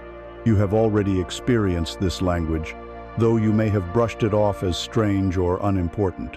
Think of a time you were grappling with a difficult decision, feeling lost and uncertain, and you opened a book to a random page only to find a sentence that spoke directly to your soul, offering the perfect piece of wisdom. Recall the moment you were thinking of an old friend you hadn't spoken to in years, and within minutes, your phone lit up with their name. Remember the period in your life when you kept seeing the same number sequence in clocks, on license plates, on receipts so frequently that it felt like a secret code was being whispered to you. These are not random accidents. These are not tricks of the mind. These are synchronicities. They are the universe's feedback system, its way of communicating with you on your journey. When you are living in a state of alignment, when you have quieted your mind, opened your heart in gratitude, and surrendered your need to control you, fall into harmony with the great current of life. Synchronicity is the tangible evidence of this harmony. It is the universe's way of saying, yes, you are on the right path. Keep going. I am with you. To understand how this works, imagine reality not as a collection of separate objects, but as a single vast interwoven tapestry of consciousness. Every thread is connected to every other thread.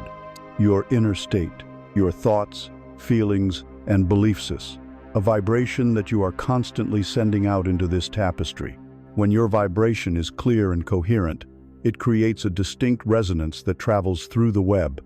The universe, which is the web itself, then orchestrates events, people, and information to resonate with your signal. A person on the other side of the city, whose vibration matches a need or desire of yours, will feel a sudden, inexplicable urge to go to the same coffee shop as you. An author from 100 years ago will seem to speak directly to you from the page.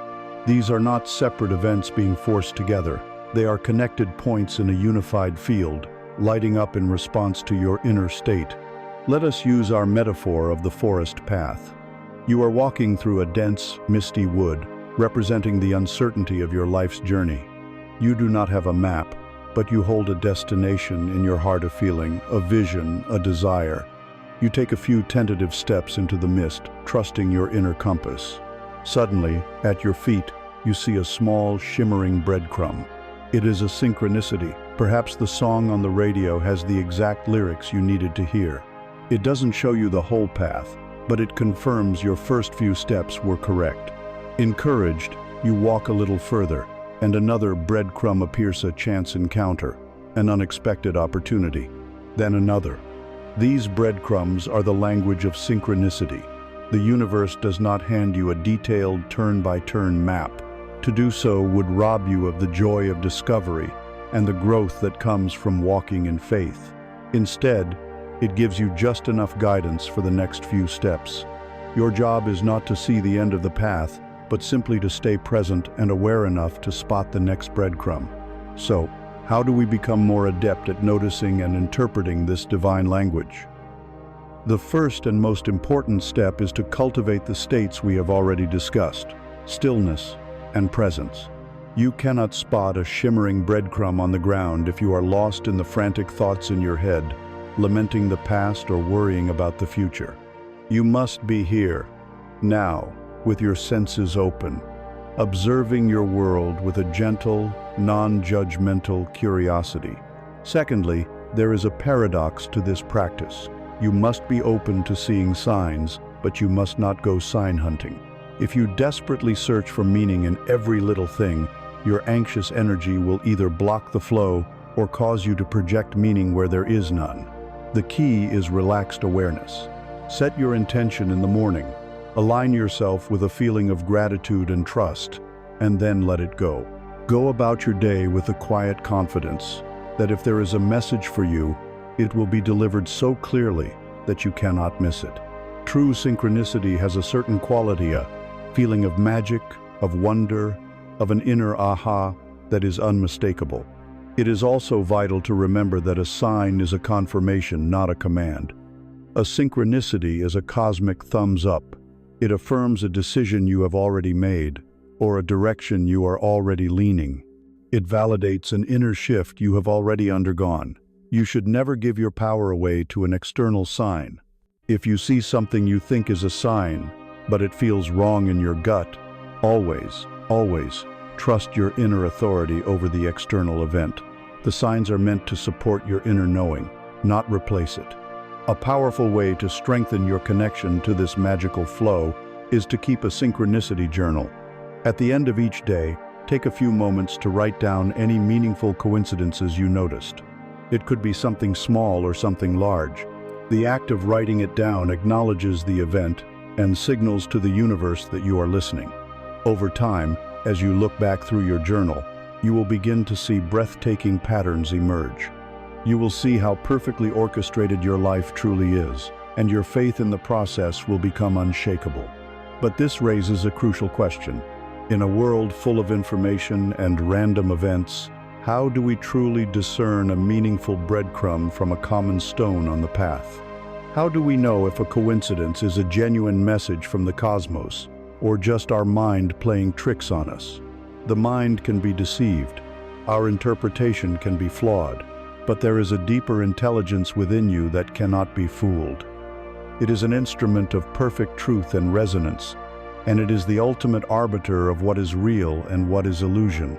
That flawless instrument is your own body. To truly master the language of the universe, we must first become fluent in the language of our own physical form, for it is a compass that is always and unerringly pointing toward our truth. We have learned to listen for the universe's whispers in the subtle and magical language of synchronicity. We have learned to see the breadcrumbs on our path, the winks and nods from the cosmos that confirm we are in the flow. But the mind, for all its brilliance, is a clever trickster. It can be swayed by hope and deluded by fear. It can doubt what it sees and misinterpret what it hears. How then do we discern a true sign from a trick of the light?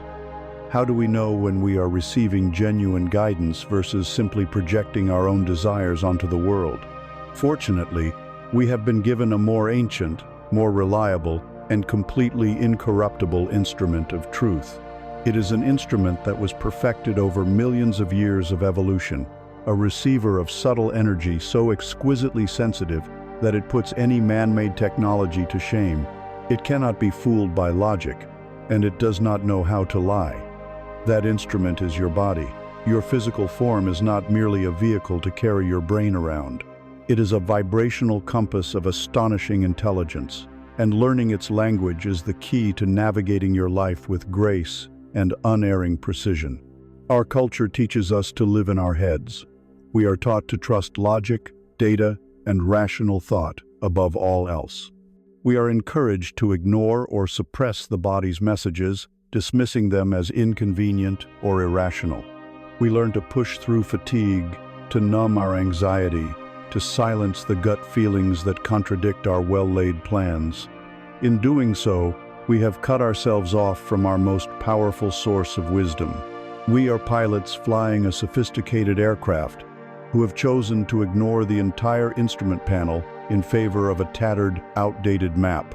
The language of the body is not spoken in words. It is spoken in sensation. It is a direct, instantaneous, physical response to the energetic frequency of every thought, every person, every place, and every potential choice you encounter. This language has two primary words: expansion and contraction. These are the yes and no of your soul, and your body is the messenger that delivers them. Let us first learn the feeling of yes. Yes is the sensation of expansion. Think of a time you were filled with genuine joy, a time you heard a piece of music that moved you to tears, or a moment you felt a profound connection with another person or with nature. What happened in your body? There was a sense of opening, a warmth spreading through your chest. Your breathing may have deepened spontaneously. Your shoulders may have relaxed. You may have felt a sense of lightness, of possibility, of peace. This expansive state is your body's signal that you are in the presence of something that is in alignment with your true self. It is your vibrational compass pointing directly north. It is the feeling of resonance, of harmony, of flow. This is the physical signature of receiving. An open, expanded body is a receptive body. Now, let us learn the feeling of number. No is the sensation of contraction. Recall a time you were about to do something you knew, deep down, was wrong for you. Perhaps it was accepting a job you weren't excited about, or spending time with a person who drained your energy. What was the signal from your body? It was a subtle, or perhaps not so subtle, tightening. A knot in the pit of your stomach, a clenching in your jaw, a shallowness in your breath, a feeling of dread, of resistance, a strange inner heaviness. You may have even felt a subconscious urge to physically pull back or turn away.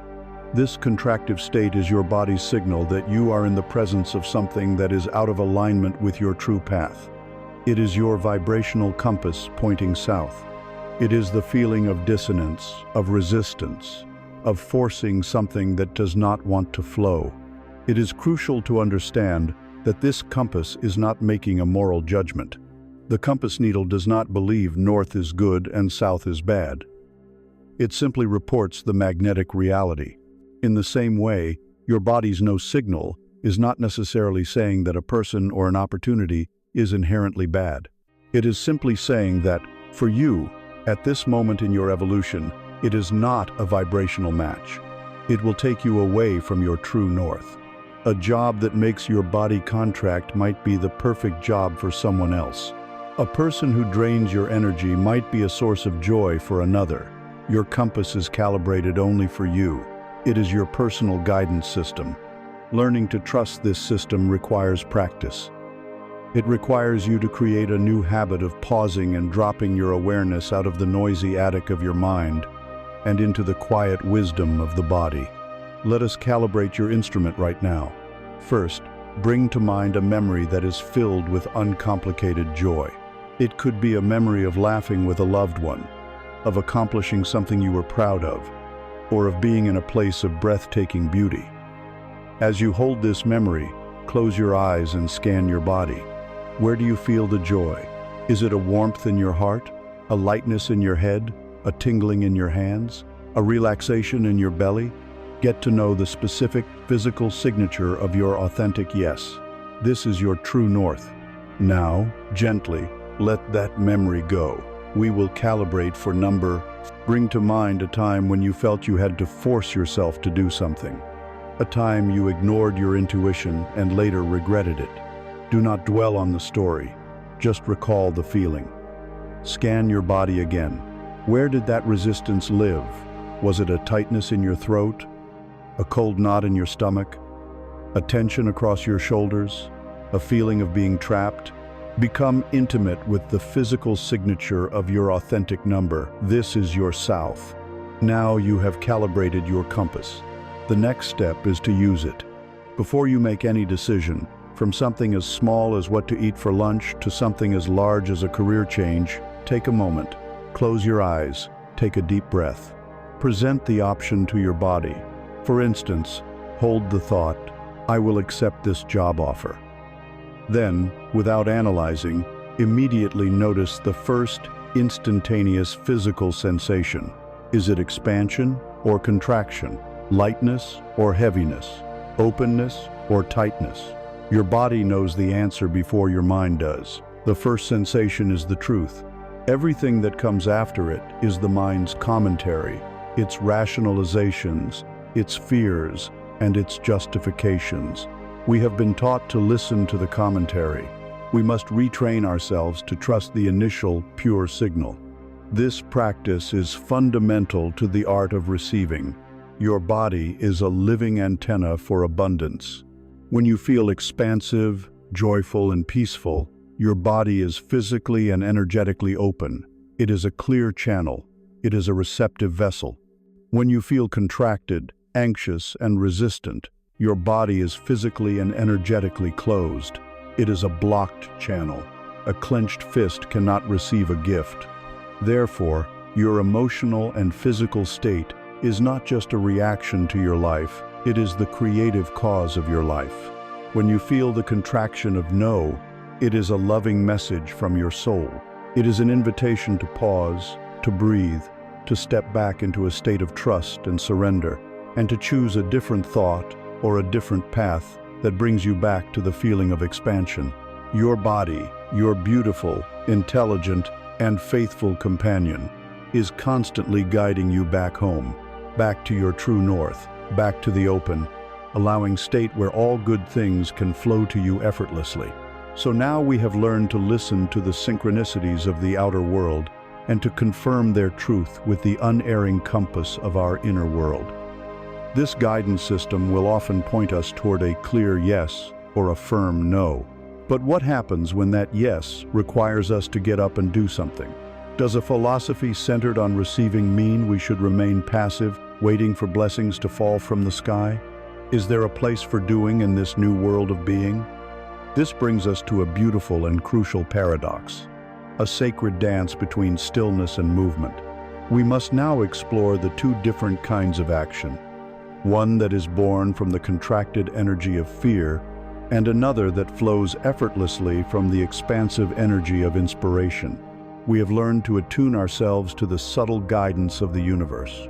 We listen for its whispers in the language of synchronicity, and we confirm its messages with the unerring vibrational compass of our own bodies. This inner guidance system, our direct line to a higher intelligence, will often point us toward a clear path, a feeling of expansive yes or a contractive no. But this raises a question that lies at the heart of a great spiritual paradox. What is the role of action? If this philosophy is about receiving, about allowing, about being, does that mean we are to become passive? Are we simply to sit in a state of blissful stillness while we wait for life to happen to us? This is a profound and understandable confusion, born from a world that knows only one kind of action, the action of force, of struggle, of the relentless grind. We have been taught that our value and our results are directly proportional to the amount of effort we expend. To untangle this, we must understand that there are not one, but two fundamentally different kinds of action, and they spring from two completely opposite states of being. The first is action from desperation. The second is action from inspiration. One is the way of the ego, the other is the way of the soul. One leads to burnout and frustration, the other leads to fulfillment and flow. Let us first perform an anatomy of desperate action. This is the energy of the hustle. It is the default mode of our modern culture. Its underlying belief system is one of lack and fear. It is rooted in the convictions we have worked so hard to dismantle. I am not enough. There is not enough to go around, and if I don't make it happen, it won't happen. This energy is contracted. It is a clenched fist. It is the anxious farmer digging up the seed. The person acting from desperation is trying to force a specific outcome from a place of inner emptiness, hoping that the external achievement will finally make them feel whole. What does this feel like in your body? It feels like resistance. It feels like swimming against a powerful current. It is the feeling of having to drag yourself out of bed in the morning, fueled by caffeine and willpower alone. It is the tension in your shoulders as you sit at a desk, performing tasks that feel meaningless. It is the joyless, mechanical nature of the work. The focus is never on the process, only on the distant, hoped-for reward. There is a constant, low-grade anxiety humming in the background, a fear of failure, a fear of falling behind. This path is paved with phrases like, I have to, I must, and I should. It inevitably leads to burnout, resentment, and a feeling of being a victim of your own life. From an energetic standpoint, this way of acting is profoundly inefficient. It is brute force. It is trying to build a magnificent sandcastle during high tide, frantically piling up sand as the waves relentlessly wash it away. You may make some small progress, but the effort required is monumental, and the results are fragile and temporary. You are fighting the universe, not co-creating with it. And because your core vibration is one of lack and struggle, the universe, in its perfection, continues to send you more circumstances that require you to struggle. Now, let us turn our attention to the other path, the path of inspired action. This is the way of the master, the artist, the sage. Inspired action does not originate in the frantic, calculating ego mind. It arises from the quiet, spacious, receptive state we have so carefully cultivated. It is a whisper from the stillness. It is a nudge from your higher self. It is the universe, having received your clear, grateful intention, now beginning to work through you. The feeling of inspired action is completely different. It feels light. It feels easy. It feels like flow. There is a sense of rightness to it, a feeling of being carried by a current rather than swimming against it. Time may seem to warp, hours passing in what feels like minutes. The action itself is often intrinsically joyful. You are not acting to get a feeling of fulfillment. The action is the feeling of fulfillment. It springs from a place of fullness, not from a place of lack. It is not fueled by the fear of what will happen if you don't act, but by the quiet excitement of what might happen if you do. The guiding phrases on this path are, I get to, I feel called to, and I wonder what would happen if. Inspired action is often illogical to the rational mind. It rarely comes as a grand 5-year plan. More often, it is a simple, clear prompting to take the next, obvious step. It might be a sudden urge to call a specific person, an inexplicable desire to visit a certain bookstore, a creative idea that drops into your mind fully formed while you are on a walk. It feels less like you are doing something and more like you are being done. You are the pen, and a greater intelligence is the writer. Let us paint a picture. Imagine two people who both want to find a loving partner. The first person acts from desperation. They believe they are incomplete and need someone to fix them. They create a detailed checklist of ideal qualities. They spend hours every night swiping through dating apps, feeling a growing sense of despair with each rejection. They go on multiple dates a week, trying to force a connection, feeling exhausted and resentful. Their action is a frantic search, driven by the pain of their own loneliness. The second person acts from inspiration. They first do the inner work. They cultivate self-love and find wholeness within themselves. They get to a place where they no longer need a partner to be happy. They hold a gentle intention for partnership and then release it to the universe. One day, while enjoying their own company in a park, they feel a sudden, quiet urge to learn pottery.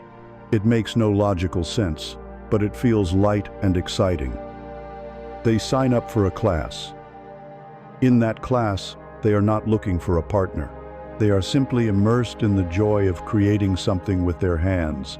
And in that state of joyful, inspired flow, they strike up a natural, easy conversation with the person at the next wheel. They connect not through the tension of seeking, but through the shared joy of being. This is the difference. One is forcing, the other is allowing. One is hunting, the other is attracting. One is born of fear, the other is born of love. So, how do we know which is which? How do we discern, in the moment, whether our impulse to act is coming from the ego's fear or the soul's wisdom? The key is a practice we will call the sacred pause. Before you take any significant action, especially one that feels urgent or anxious, pause, close your eyes. Take one deep, conscious breath. Drop your awareness into your body, into your vibrational compass. Ask yourself this question: what is the root of this impulse to act? Is it a contracted feeling of fear, fear of missing out, a fear of not being enough, a fear of what someone else will think? Or is it an expansive feeling of genuine excitement, curiosity, or quiet clarity? Be honest with yourself. If the impulse is born from contraction and fear, the most powerful action you can take is to do nothing. Sit with the fear. Breathe into the contraction. Reconnect with your inherent worthiness and your state of gratitude. Wait. Wait for the anxious energy to subside. Wait for the signal to change. Wait for an impulse that feels open and light. If, however, the impulse is born from a place of expansion and clarity, then act. Act without hesitation and without second-guessing. This is the universe giving you your next breadcrumb, and your job is to joyfully pick it up. This is the sacred dance of being and doing. It is not about becoming a passive bystander in your own life. It is about becoming a masterful dancer. You learn to be still, to feel the rhythm of the music of the cosmos. And when you feel the swell of the music, the clear impulse from the universal intelligence, you leap into motion with grace, joy, and precision. You act not to make things happen, but because the joy of the universal life force is moving through you, and acting is the most natural expression of that joy. When we begin to live this way, following the trail of inspired action, we find ourselves being led down unexpected and often magical paths. These paths are designed for our highest growth, and very often they will lead us directly to the doorstep of old emotional baggage that we need to release in order to travel lighter. We are often guided into situations that trigger our oldest wounds, not to punish us, but to give us the opportunity to finally heal them. And one of the heaviest and most pervasive pieces of baggage we carry is the weight of resentment and the refusal to forgive. To clear our channel completely, we must now learn to put down this heavy burden. We are learning to move in a new way, to dance with the rhythm of the cosmos. We are learning to distinguish between the frantic, desperate action of the ego and the graceful, flowing action of an inspired soul. As we begin to walk this path of inspired action, following the breadcrumbs of synchronicity and the guidance of our own bodily compass, we will find that it often leads us to surprising places. Sometimes it leads us to breathtaking vistas of joy and creation, and sometimes, with equal love and intelligence, it leads us directly to the closed doors and cluttered rooms within ourselves. It guides us to confront the old pain we have stored away, because it knows that in order to travel further, we must first travel lighter. Of all the heavy burdens we carry from our past, none is more dense, more toxic, and more effective at blocking the flow of abundance than the poison of unforgiveness. We carry resentments, grievances, and blame like heavy stones in the pockets of our soul, wondering why our journey is so exhausting and why we cannot seem to lift off the ground. To fully open ourselves to the grace of receiving, we must be willing to put these stones down. We must undertake the sacred work of forgiveness. Let us begin by dismantling the great myths that surround this word. Forgiveness has been misunderstood as an act of weakness, but it is an act of unimaginable strength. It is not about condoning harmful behavior. It is not about saying, "What you did was okay." It is not about excusing, forgetting, or even necessarily reconciling with the person who caused you pain. You do not need to speak to them or allow them back into your life. Forgiveness is not something you do for the other person. It is the most profound and selfishly beautiful gift you can ever give to yourself. Holding on to anger and resentment is like drinking a cup of poison every single day and waiting for the other person to die. The bitterness, the rage, the endless replaying of past hurts in your mind. These are toxins that you are willingly ingesting, moment after moment. They do not harm the person who wronged you. That person is likely living their life, oblivious to the turmoil within you. The only person being poisoned is you. From an energetic perspective, unforgiveness is a powerful, contractive vibration. It is the frequency of victimhood. When you are in a state of resentment, you are in a story where you are powerless, wronged, and broken. You are energetically chained to the person and the event that hurt you. Imagine a thick, dark, energetic cord extending from your solar plexus to the person or situation you refuse to forgive. This cord binds you to the past. Every time you think of them, every time you tell the story of your grievance, you are sending your precious life force energy down that cord, nourishing the past pain and starving your present moment of its vitality. You are, in effect, using your creative power to continuously recreate the very trauma you wish to escape. The universe, seeing this powerful broadcast of victimhood and anger, can only respond by bringing you more situations that make you feel like a victim and give you more reasons to be angry. To forgive is to decide, with conscious intent, that you are no longer willing to drink the poison. It is the act of taking a pair of golden scissors and cutting that energetic cord. It is a declaration of your own sovereignty. It says, I will no longer allow my inner peace to be determined by what you did in the past. I will no longer allow my present moment to be held hostage by your memory. I take my power back. I take my energy back. I release you from the debt I believe you owe me, not because you deserve it, but because I deserve to be free. This process applies not only to others, but also, and perhaps most importantly, to ourselves. For many of us, the hardest person to forgive is the person we see in the mirror. We hold on to guilt and shame for past mistakes, for words we wish we could take back, for actions that caused harm to others or to ourselves.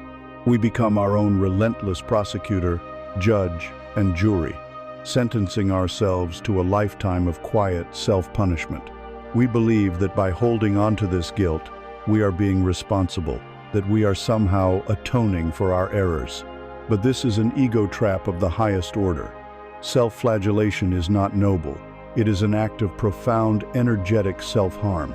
It keeps your vibration in a state of unworthiness, making it impossible to receive the love, joy, and abundance that is your birthright. To refuse to forgive yourself is to tell the universe, I am not worthy of grace. I do not deserve happiness. I must remain in this prison of my own making. And the universe, which always honors your free will agree and keep the door locked from the outside. Forgiving yourself is the ultimate act of self-love. It is looking at your past self with the compassionate eyes of a wise parent looking at a stumbling child. You acknowledge the mistake. You learn the lesson from it. You feel the remorse, and then you let it go. You understand that at the time, you were doing the best you could with the awareness you had. Now you have more awareness. Now you can choose differently. Forgiveness is allowing yourself to be human. It is allowing yourself to be imperfect. It is the courageous act of accepting the universe's grace and deciding to start anew. In this moment, unburdened by the ghosts of who you used to be. Let us now move this from a concept into an experience. This is a simple visualization you can do whenever you feel the heavy weight of resentment. Find a quiet space and close your eyes. Take a few deep breaths, allowing your body to relax. Now, in your mind's eye, imagine yourself standing in a beautiful, peaceful place. Before you, at a comfortable distance, invite the image of the person you wish to forgive. If you are forgiving yourself, invite the image of your past self, the one who made the mistake you are holding on to. See them standing there, and notice any energetic cords that connect you. See them as dark ropes or chains, extending from you to them, pulsing with the old energy of anger, sadness, or guilt. Acknowledge these cords. Acknowledge the pain they represent. Thank the experience for any lessons it taught you, for any strength it forced you to find. Now, state your intention clearly in your mind. It is my intention to be free. It is my intention to release all that no longer serves my highest good. Imagine in your hand a brilliant sword of light or a pair of golden scissors. This is the tool of your own sovereign will. When you are ready, take a deep breath, and with a sense of profound love for your own freedom, see yourself cutting through all of the cords. See them fall away and dissolve into light. As the cords are severed, feel the immediate shift in your own energy field. Feel the weight lifting from your shoulders. See the image of the other person, or your past self, beginning to fade, surrounded by a gentle, healing light. Wish them well on their own journey, and watch as they turn and depart in peace. Now you are standing alone, whole and complete in your own energy field. Feel the space that has been created within you. Feel the lightness, the peace, the freedom. Breathe into this new, open space. This is the space where miracles can now enter. This is the cleared ground where new seeds can be planted. Forgiveness is a practice, not a single event. You may need to do it many times. Be gentle with yourself. Each time you cut the cords, you reclaim a piece of your soul. You clear your energetic channel. You raise your vibration. You make yourself a more open and willing vessel for the grace that is constantly flowing from the universe. By clearing away the heavy debts of the past, you allow yourself to see the present moment with fresh eyes. You are no longer looking at the world through a filter of old pain and betrayal. And with this new clarity, you can begin to perceive a different kind of wealth, a different kind of beauty. You can begin to see the profound richness hidden in the places you once considered broken, flawed, or imperfect. Having walked the sacred path of forgiveness, we have laid down the heavy stones of resentment and blame. We have cut the energetic cords that bound us to the past, and in doing so, we have created a vast, clean, and open space within ourselves. We are no longer defined by the stories of our pain. Now, with this newfound freedom, we can do something truly radical. We can return to the site of our old wounds, not as victims, but as treasure hunters. We can look upon the broken pieces of our lives and learn to see not damage, but the opportunity for a beauty more profound and resilient than we ever imagined. This is the art of seeing the wealth in the imperfect. Our culture is engaged in a frantic, soul-crushing cult of perfection. We are bombarded, from the moment we are born, with images and ideals of flawlessness. The perfect body, the perfect career, the perfect family, the perfect vacation, all curated and displayed in an endless digital stream.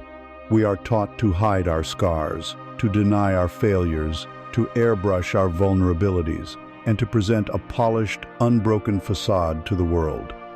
The result is a pervasive, low-grade anxiety.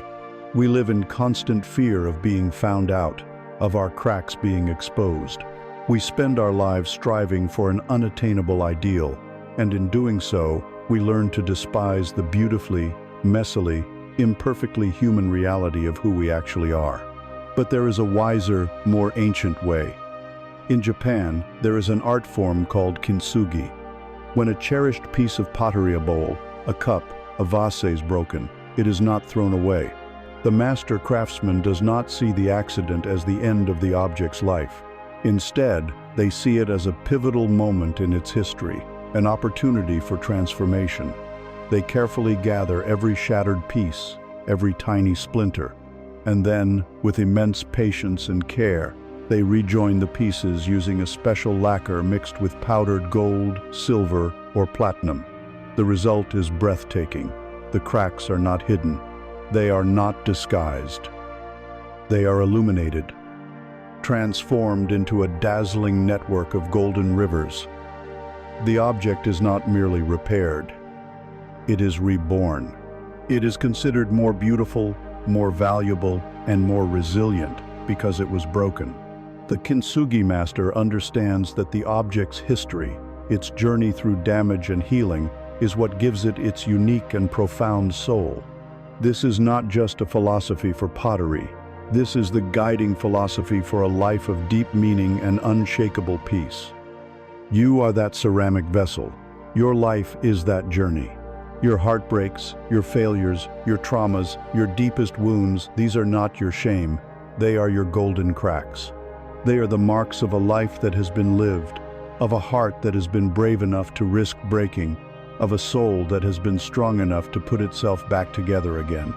The work of a conscious life is not to avoid cracks, but to become a kintsugi master for your own soul, tracing your scars in the brilliant gold of wisdom, compassion, and self-love.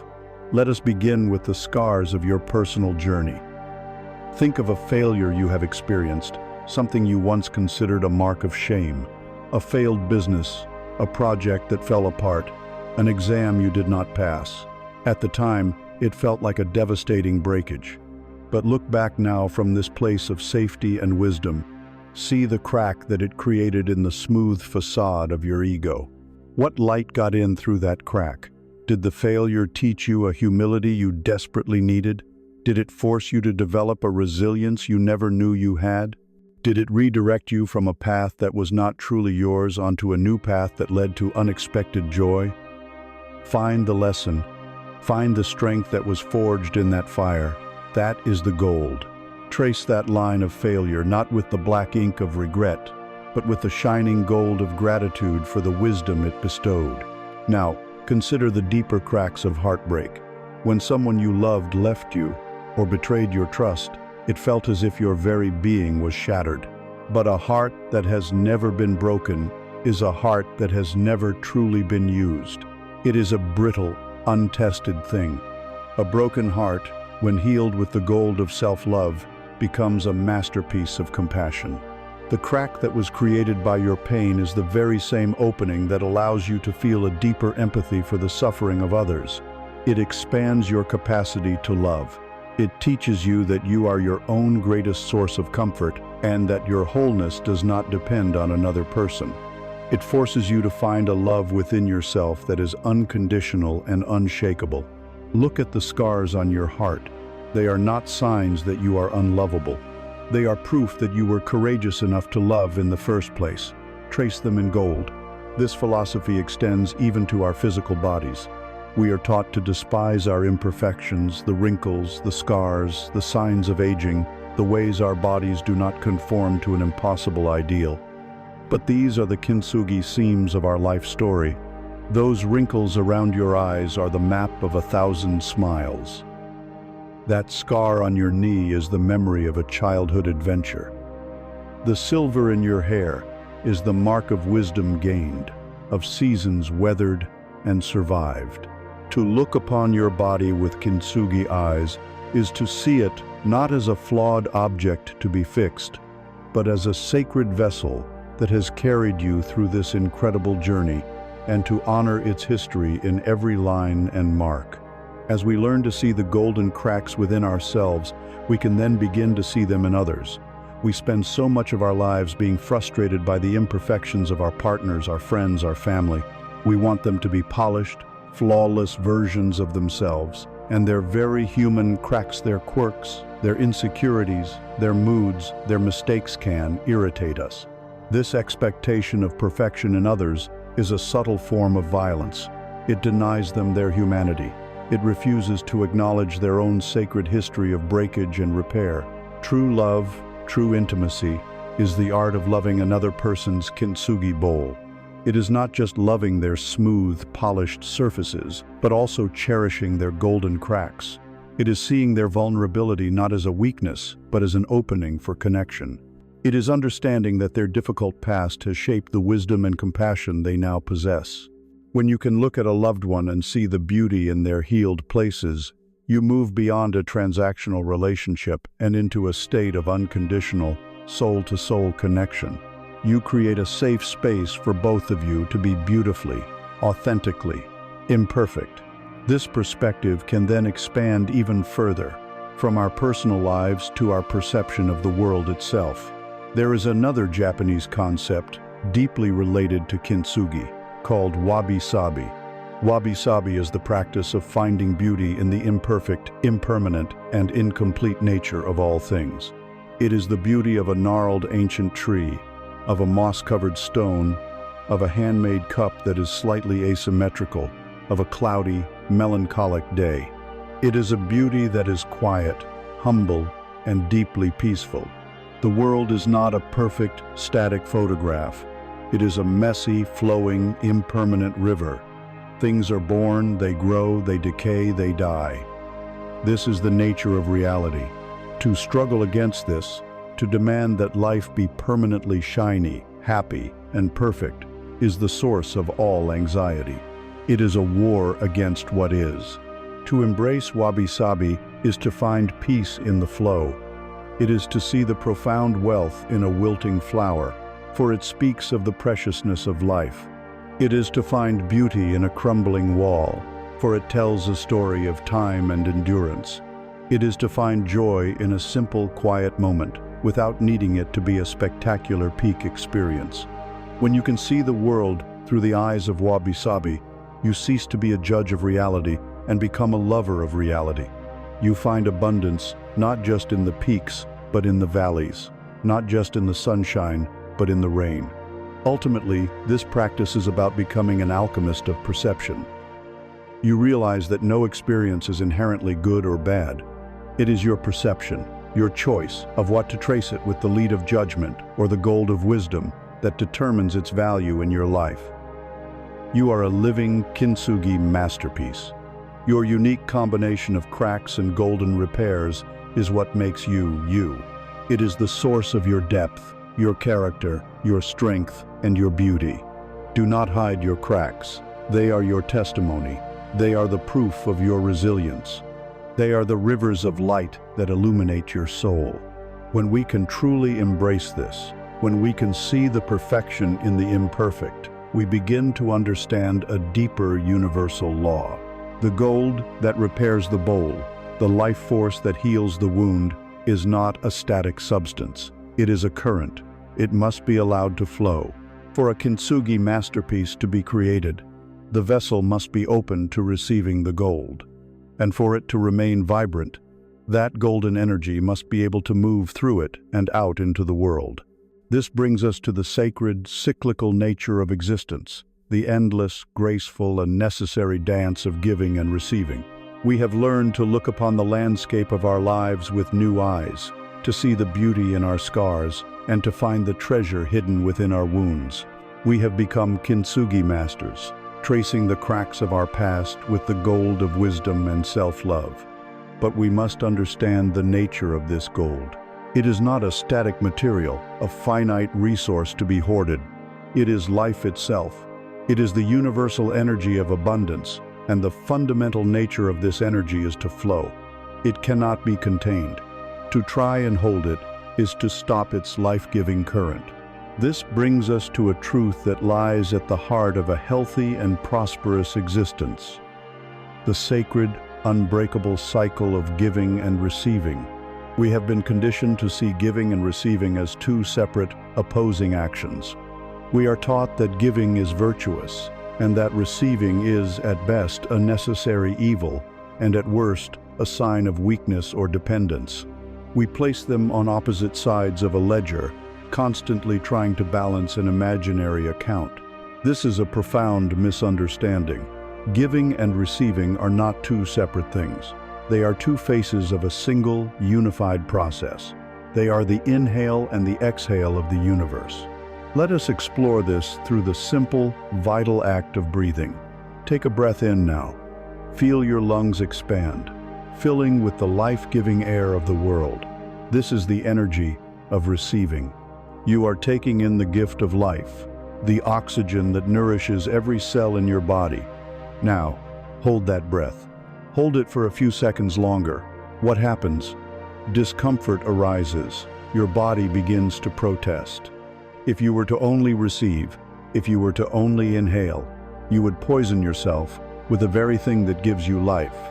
Your system would become toxic, stagnant, and it would perish. Now, exhale. Release the air from your body completely. Feel the letting go, the surrender. This is the energy of giving. You are returning your gift to the world, offering the carbon dioxide that will nourish the trees and the plants. Now, hold the exhale, empty your lungs and wait. Again, discomfort arises. The body screams for the nourishment of the next inhale. If you were to only give, if you were to only exhale, you would become depleted, empty, and you would perish. Life is not in the inhale. Life is not in the exhale. Life is in the rhythmic, effortless, and perpetual flow between the two. The exhale makes space for the inhale. The inhale provides the substance for the exhale. They are a perfect, self-regulating loop, a dance of perfect balance. This is the model for all abundance. To be a healthy, thriving being, you must learn to both receive as openly as you inhale and give as freely as you exhale. Our unhealthy patterns emerge when we disrupt this natural rhythm. There are those who try to only inhale. They operate from a deep-seated fear of lack. They believe that life is a zero-sum game and that they must accumulate, hoard, and possess as much as they can. They find it difficult to give a compliment, to share their time, or to part with their money, because they believe that giving will diminish them. They become energetically constipated. Their lives, like a pond with no outlet, become stagnant. They may be full, but the water of their life is murky and lifeless.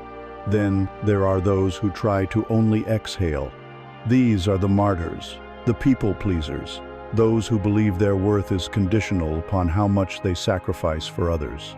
They give and they give, often from a place of depletion, hoping to earn the love and approval they are not giving themselves. They are uncomfortable receiving. They deflect compliments and refuse gifts, feeling unworthy or not wanting to be a burden. They are an empty riverbed in a drought, cracked and dry, with nothing left to offer, because they have forgotten how to open themselves to the source. The healthy path, the path of the conscious creator, is the path of the river. A great river is a master of this sacred cycle. It joyfully and unreservedly receives from its source the rain, the mountain springs, the melting snow. It does not question its worthiness to receive these gifts. It simply opens itself and allows the water to pour in. Then, as it flows, it gives of itself with equal generosity. It nourishes the trees on its banks, the animals that drink from its currents, the fields that it irrigates. It gives life freely to all it touches, holding nothing back. Finally, it gives itself completely to the vastness of the sea, merging back into the whole. The river's power, its beauty, its very aliveness, is found in this constant, unimpeded flow. The key to becoming like the river is to understand that true giving comes from the overflow. It is not an act of sacrifice from a place of lack, but a joyful expression from a place of fullness.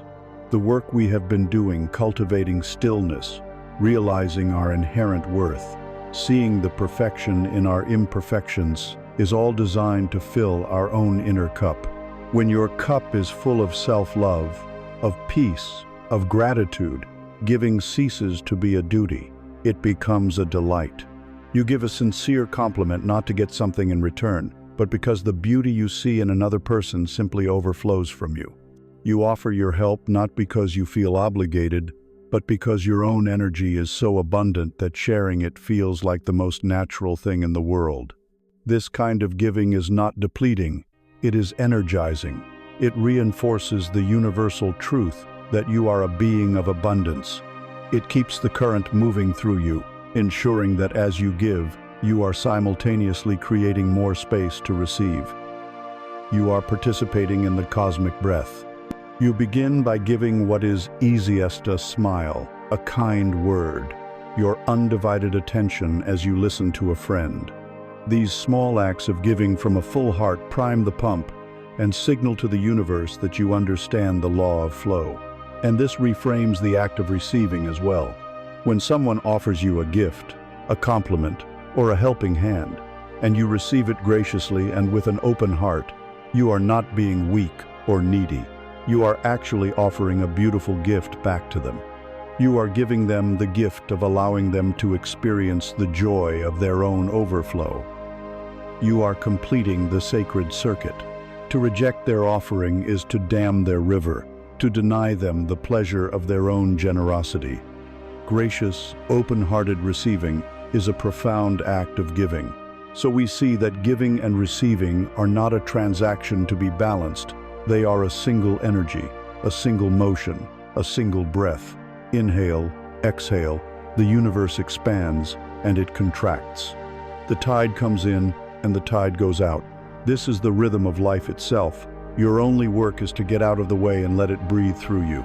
But what is the force that animates this breath? What is the energy that inspires the sun to give its light so freely, that encourages the flower to receive the rain so openly? It is not a mechanical process.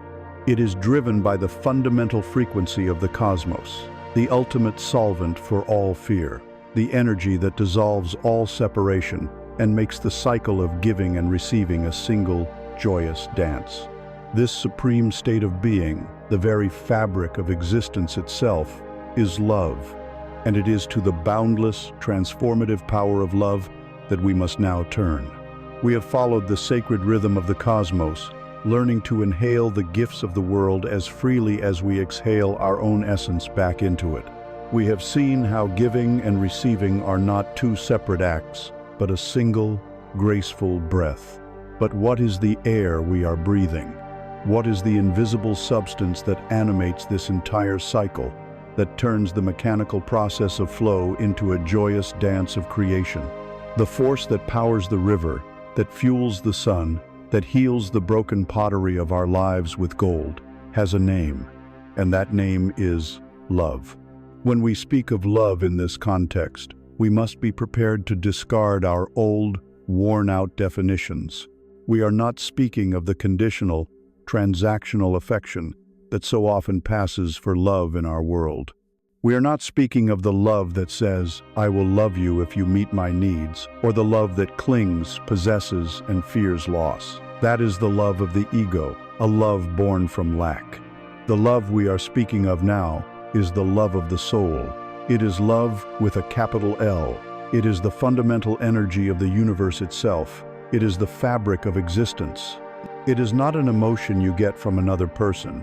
It is the state of being you realize within yourself. It is the direct experience of oneness. And because it is the experience of oneness, it is the ultimate and most powerful state of receiving. Consider every block to receiving that we have uncovered on our journey. At the root of each one lies the illusion of separation. And love is the great dissolver of this illusion. It is the universal solvent for all fear. Think of the heavy stone of unworthiness. This stone is the belief, I am not enough to receive. But in the presence of real love, the concept of worthiness becomes meaningless.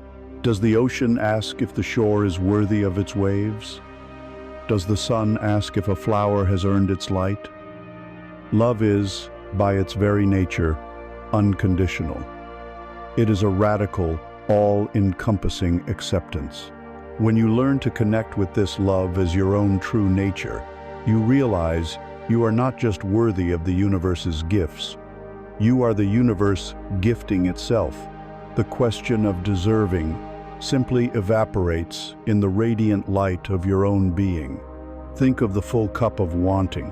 This state of desperate craving is born from the painful belief that you are empty and need something from the outside to complete you. But love is the ultimate state of fullness. When you learn to fill your own cup with the boundless energy of love that resides within your own heart, the frantic wanting subsides. You cease to be a beggar, pleading with the world for scraps of affection or approval. You become a fountain, overflowing with an endless supply of the very thing you once sought.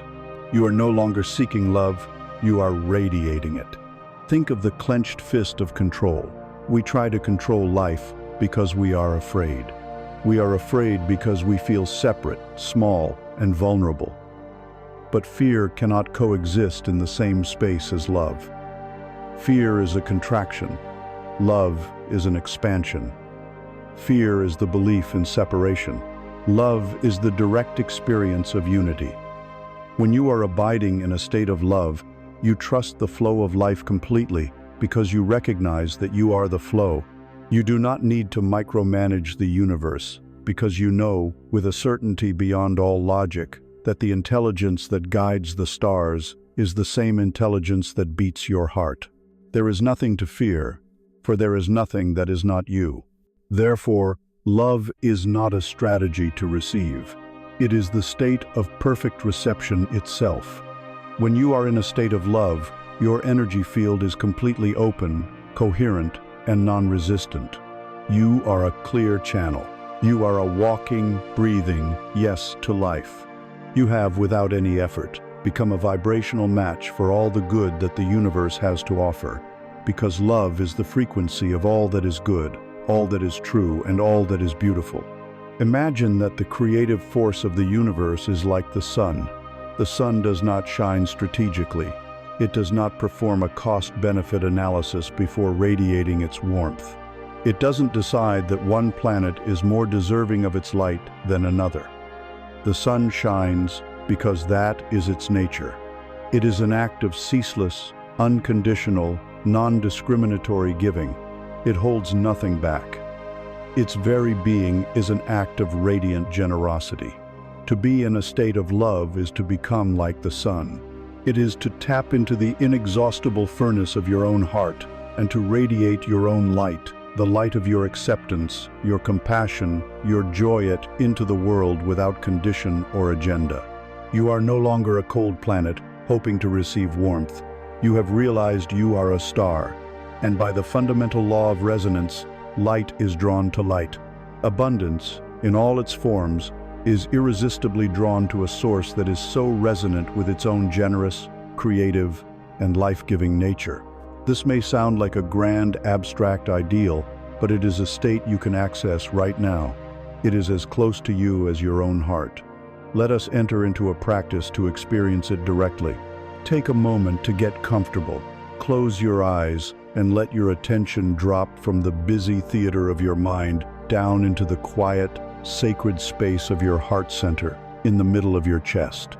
Let your breathing be soft and natural. Now bring to mind a memory of a time you felt a pure, uncomplicated love. It does not need to be a grand romance. It could be the feeling you have for a beloved pet, the simple, unconditional joy you feel when it curls up in your lap. It could be the overwhelming love you feel for a child, a love so fierce and protective it takes your breath away.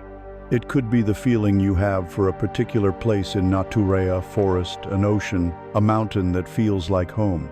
Find a memory that allows you to easily access the feeling, the pure frequency of love. As you hold this memory, notice the sensation that arises in your chest. Feel it as a physical warmth, a gentle glowing, an expansive softness. This is the energy of love. Let it build. Let it grow warmer and brighter. See it in your mind's eye as a sphere of beautiful golden pink light right in the center of your being. Now, we will do something radical. We will release the object of your love. Let the image of the pet, the person, or the place dissolve, but keep the feeling. Keep the warm, glowing light. Realize that this feeling was never coming from the outside object. It was always being generated from within you. The object was simply the key that unlocked the door to your own infinite supply. You are the source. Now, from this source, begin to radiate that light. Let it fill your entire body, from the tips of your toes to the crown of your head, until every cell is vibrating with this beautiful, healing frequency. Then, let it expand beyond your skin. Radiate this love outwards without a target. Send it to the chair you are sitting on, to the room around you. Fill your entire home with this loving energy. Expand it further, out into your neighborhood, your city, a great, silent wave of unconditional acceptance. See it blanketing the entire planet, touching every being, the people, the animals, the plants, in a single unified field of grace. You are not loving something. You are simply being love. You are being the sun. Rest in this state. This is your true nature. This is the ultimate state of receiving. There is no resistance here. There is no lack. There is only the perfect, peaceful, powerful fullness of your own divine essence. To live from this place is the entire practice. It is to look at the world, not with the eyes of the mind which judges and categorizes, but with the eyes of the heart which accepts and unifies. It is to meet every experience, every person, with this underlying frequency of love. But as we commit to living from this open-hearted state, we will inevitably encounter the parts of reality and the parts of ourselves that we have deemed unlovable. The greatest obstacle to remaining in a state of love is our own unacknowledged darkness. To stabilize this high frequency, to truly become an unwavering sun, we must be willing to turn and face our own shadows. We must learn to bring our light into our own darkest corners, and to discover that even our fear can become a trusted ally on the path home. We have journeyed to the very heart of creation, to the supreme state of being that is love. We have felt its expansive, unconditional, and all-encompassing energy. We have realized that to abide in love is to abide in a state of perfect reception, a state of complete non-resistance to the flow of universal good. And yet, even as we touch this blissful state, we may find ourselves, inexplicably, pulled back into the shadows. An old fear may surface, a familiar pattern of self-sabotage may engage. A wave of anxiety may arise, seemingly from nowhere, causing our open heart to contract once more. What is this force that seems to undermine our own happiness? This is the call of the shadow, and to find lasting peace and stable abundance, it is a call we must be courageous enough to answer. The shadow, a concept brought to light by the great psychologist Carl Jung, is the collection of all the parts of ourselves that we have disowned. It is the cellar of our psyche, where we have locked away every aspect of our being that we were taught was unacceptable, shameful, or unspiritual. It is our anger, our envy, our greed, our unlovable vulnerability, our wildness, and most powerfully, our deepest fears. We all have a shadow. It is not a sign of being broken. It is an intrinsic part of being human. The only difference between a conscious person and an unconscious one is their relationship to this shadow. The unconscious person spends their life running from it. The conscious person learns to turn and face it. And standing as the primary guardian at the gateway to this inner underworld is fear. We are not just afraid of failure, we are often even more terrified of success. We fear the responsibility that comes with abundance. We fear the visibility that comes with stepping into our power. We fear that if we receive the love we crave, we will inevitably lose it. We fear the unknown territory of a life that is bigger and more beautiful than anything we have known before.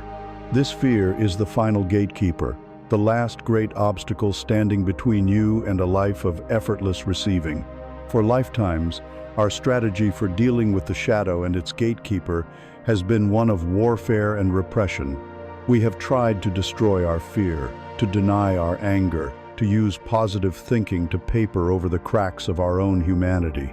This is a strategy doomed to fail. Trying to repress your shadow is like trying to hold a beach ball underwater. It takes a colossal amount of energy to keep it down, and the moment your concentration wavers, it erupts to the surface with even greater force, often in a distorted and destructive way. The anger you refuse to acknowledge in yourself suddenly explodes in a fit of road rage. The vulnerability you deny manifests as a psychosomatic illness. Furthermore, what we refuse to own within ourselves, we are destined to project onto the world around us. This is a fundamental law of the psyche. If you have not made peace with your own inner anger, you will be constantly irritated and triggered by the anger you see in others. If you have disowned your own perceived greed, you will be righteously judgmental of the wealth and ambition of those around you. The world becomes a screen upon which you project the disowned parts of your own being. You find yourself fighting an endless war with the outer world, never realizing you are only ever fighting with yourself. This inner battle is exhausting. It keeps you inauthentic, wearing a heavy mask of niceness or spirituality, and it keeps you in a state of perpetual fear, the fear of being exposed for the flawed, imperfect human you truly are. There is a better way. It is a way of courage, compassion, and integration. It begins with a radical shift in perspective. The shadow is not a monster to be slain. It is a dragon guarding a priceless treasure. And your fear is not a malicious entity trying to sabotage you. It is a profoundly misguided protector, a loyal guardian that believes its primary mission is to keep you safe by keeping you small. Think of the dragon of your fear. What is it truly guarding? Often, it is guarding a young, wounded part of you, a part that was once hurt, shamed, or abandoned. Your fear of success, for example, might be a dragon trying to protect that inner child from the perceived pain of being visible, of being judged, or of failing from a great height. Its intention is not to harm you. Its intention is to protect you from reliving an old pain. Its methods are clumsy and outdated, but its motive is love, however twisted. And what is the treasure this dragon is hoarding? It is your own disowned power, the shadow does not contain only negative traits. It contains vast reserves of your own life force. Your repressed anger, when integrated, becomes the treasure of healthy boundaries, the courage to say no, and the fuel to fight for justice. Your repressed grief, when met with compassion, becomes the treasure of profound empathy and the ability to connect deeply with others. Your repressed jealousy reveals what you truly desire and gives you the passion to pursue it for yourself. And your fear, the great dragon itself, when faced and understood, reveals the treasure of what you value most. It shows you exactly what you are most afraid to lose, and therefore, what you must protect and cherish. The hero's journey is not about slaying the dragon. It is about befriending the dragon. It is about walking up to the terrifying beast, looking it in the eye with compassion, and asking, "What are you trying to protect, and what treasure are you guarding?" When you do this, a miracle happens. The dragon begins to relax. Its fire subsides. It recognizes that you are not there to attack it, but to understand it. And it may, for the first time, allow you to glimpse the treasure it has been so fiercely protecting. This treasure is your own wholeness. Let us embark on a short, guided journey to meet one of these guardians. Please only do this if you feel safe and ready to do so. Begin by finding a comfortable position and closing your eyes. Imagine yourself in a place of absolute safety and serenity in your mind. It could be a beautiful forest clearing, a peaceful beach, or a temple made of light. Know that in this sacred space, you are completely safe and in control. Now, gently, ask for a specific fear to show itself to you. Let us choose a common one, the fear of stepping into your full power and visibility. Ask this fear to take on a form without judgment. It may appear as a dragon, a shadowy figure, a frightened animal, or even a version of yourself. Whatever form it takes, simply allow it to be there at a safe distance. Instead of shrinking from it, open your heart with compassion. This being is a part of you that is in pain. It is trying to help you from your heart. Send it a beam of gentle, accepting light. Then, when you are ready, ask it a series of questions. You can ask them aloud or in your mind. First, ask, "What are you trying to protect me from?" Listen for the answer. It may come as words, feelings, or images. Perhaps it's protecting you from ridicule, from failure, from the pain of being seen and rejected. Then, ask, "What are you so afraid will happen if I step into my power?" Listen again. Perhaps it's afraid you will be abandoned, that you will be alone, that you will lose the safety of being invisible. Acknowledge its fears. Say to it, "Thank you. I see how hard you have worked to keep me safe. I understand that you were doing this out of love. I honor your intention." Feel a sense of gratitude for this misguided guardian. Now, look behind the dragon. Ask it to show you the treasure it is guarding. It may be a glowing orb of light, a golden key, a powerful sword. This represents the power, the creativity, the life force that has been locked away with this fear. Ask the dragon if you can now reclaim this treasure. See it willingly offering this gift to you. Take the treasure into your hands and draw it into your own heart center. Feel yourself integrating this lost part of your own energy. You are becoming more whole. Finally, look at the dragon again. It may seem smaller now, less threatening. See it not as an enemy, but as an ally. Thank it for its service, and see it either dissolving into light or taking its place by your side as a trusted consultant, whose wisdom you can now call upon consciously. This is the work of shadow integration. It is the process of turning your inner demons into your deepest allies. As you continue this practice, your inner world transforms from a battlefield into a peaceful kingdom, a round table where all parts of you have a voice and are honored. Fear is no longer the king. It is simply a wise, cautious advisor. Anger is no longer a raging berserker. It is a loyal knight who guards the boundaries of your kingdom. When you are no longer at war with yourself, a profound peace descends. You become whole. And from this place of inner wholeness and integration, your entire perception of life begins to shift. You no longer see the world as a place of threat and competition, a place to be won or lost. You begin to see that you are not playing that game at all. You are playing a much grander, more beautiful and more joyful game. You are playing an infinite game. When the inner war is over, the outer world ceases to be a battlefield. When you have faced your own shadows and integrated their power, you no longer need to project them onto others. A deep and abiding peace begins to settle into your bones, and from this place of wholeness, your entire reason for living begins to transform. You start to realize that the game you have been playing your whole life, the game of struggle, of competition, of trying to weenies, not the only game there is. In fact, you realize you have been playing a finite game in a universe that is fundamentally infinite. And this mismatch is the source of so much of our self-inflicted suffering. The philosopher James P. Carse first articulated this powerful distinction. There are, he said, at least two kinds of games. A finite game is played for the purpose of winning. It has a known beginning and end, a clear set of rules that all players agree upon. And at the end of the game, a winner is declared and the game is over. A football match is a finite game. A game of chess is a finite game. A corporate quarter, with its targets and deadlines, is a finite game. Then there is the infinite game.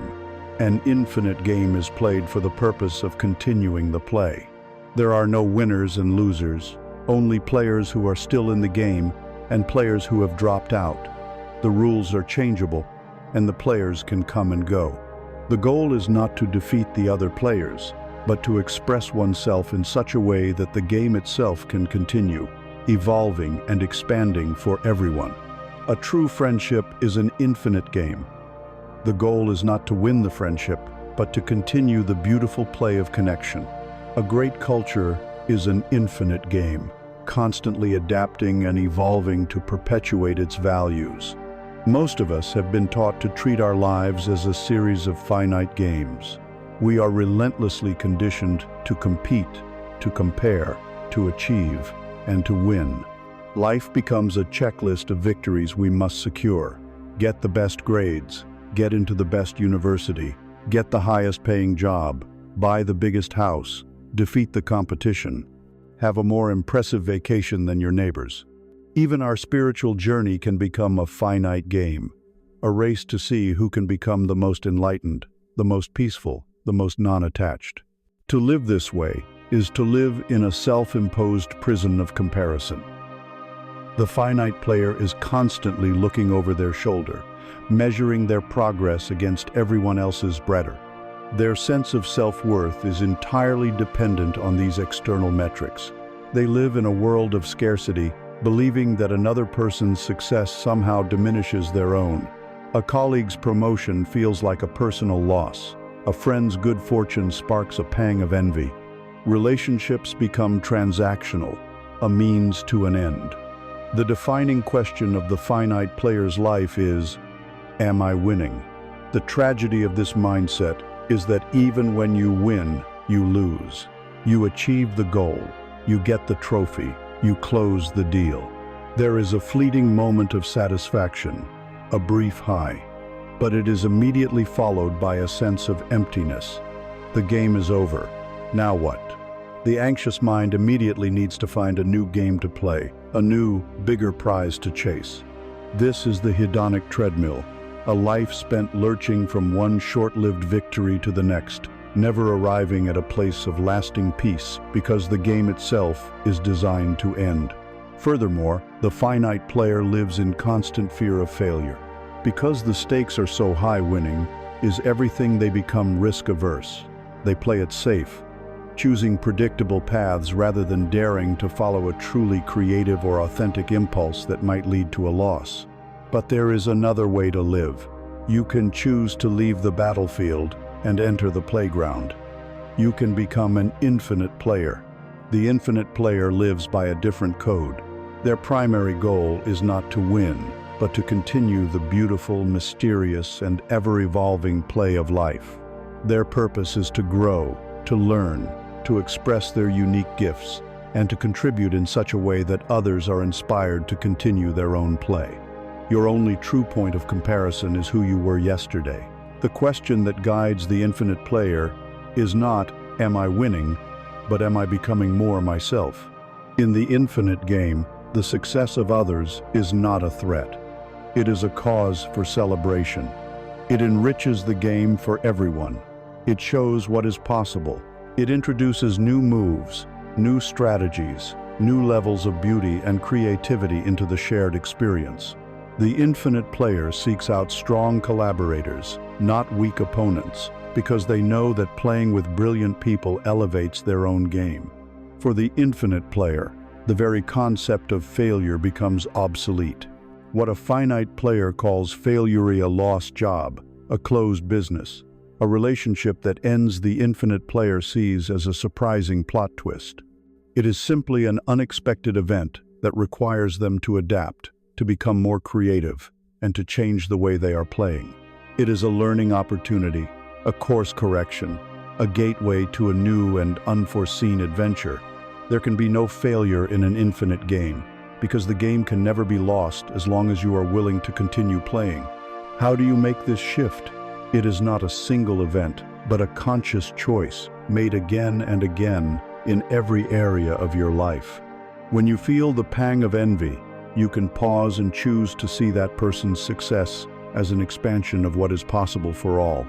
When you are making a decision about your career, you can ask yourself, am I choosing this path because it offers the highest chance of winning by society's standards, or because it offers the greatest opportunity for my own growth and authentic self-expression?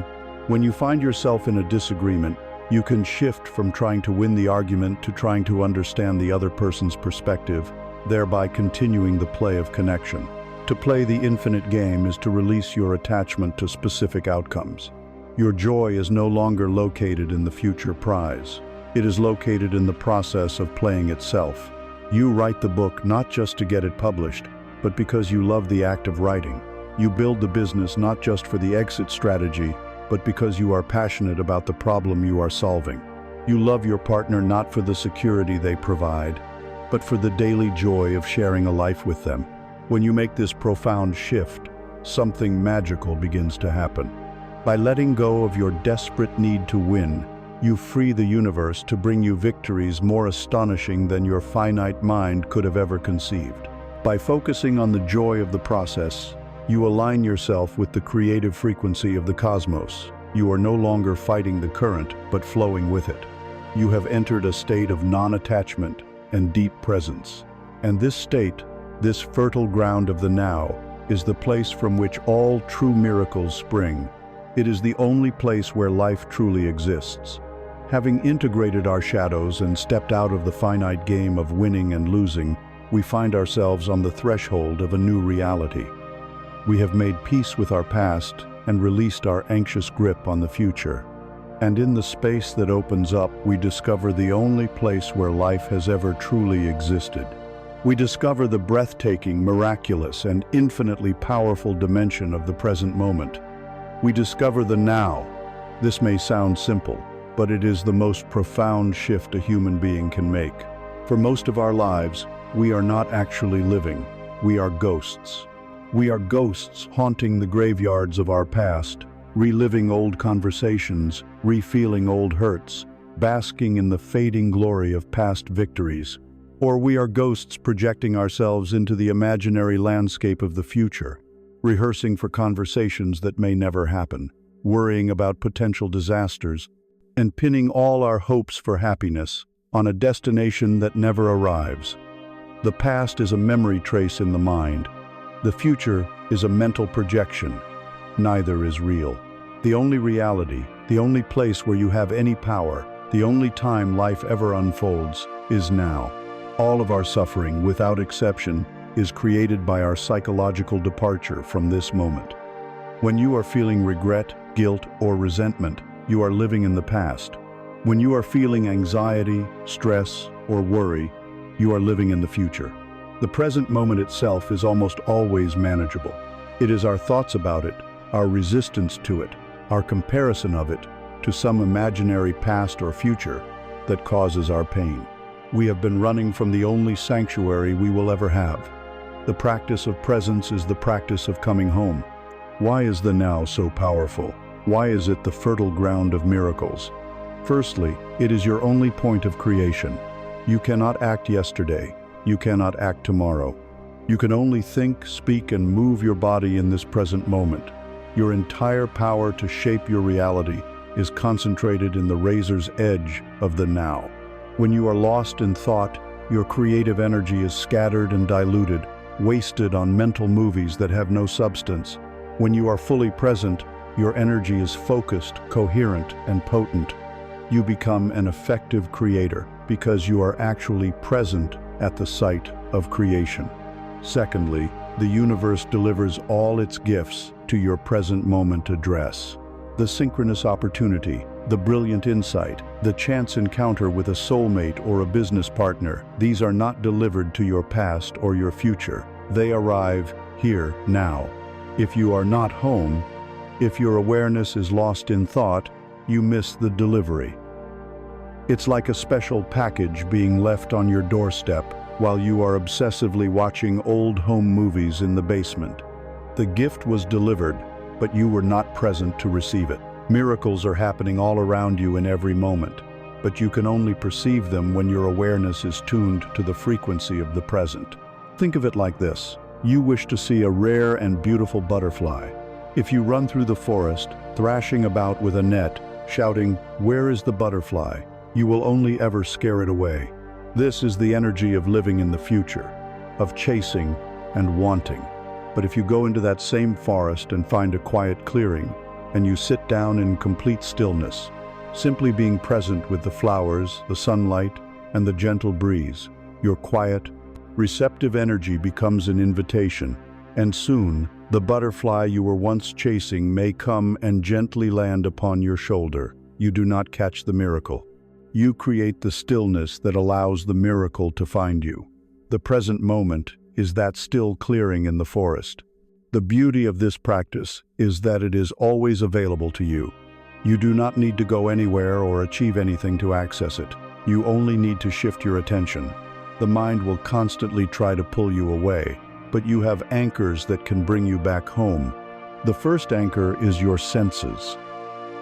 Your mind can travel to the past or future, but your body can only ever be here, now.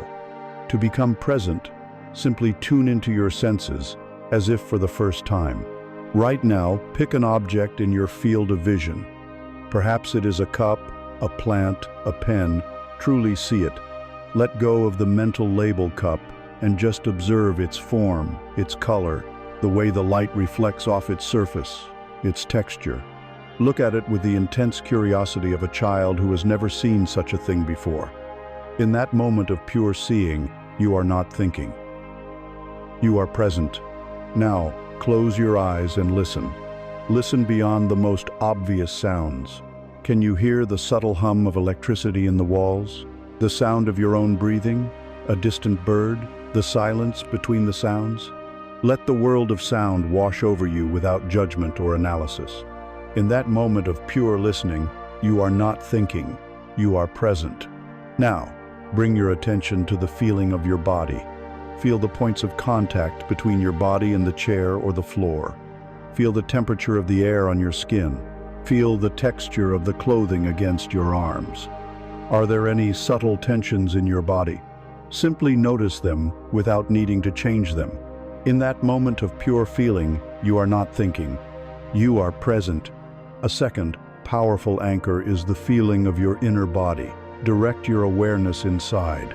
Can you feel the subtle field of aliveness that permeates your hands and feet? It may feel like a gentle tingling or warmth. This is the energy of life itself. Rest your attention there. This is a profoundly effective way to withdraw your consciousness from the chaotic stream of thought and anchor it in the peaceful temple of your own body. And finally, the most portable and faithful anchor of all is your breath. The breath is always with you, a perfect bridge between your inner and outer worlds. At any time, you can simply bring your awareness to the sensation of the air flowing in and flowing out. Feel the coolness of the inhale, the warmth of the exhale.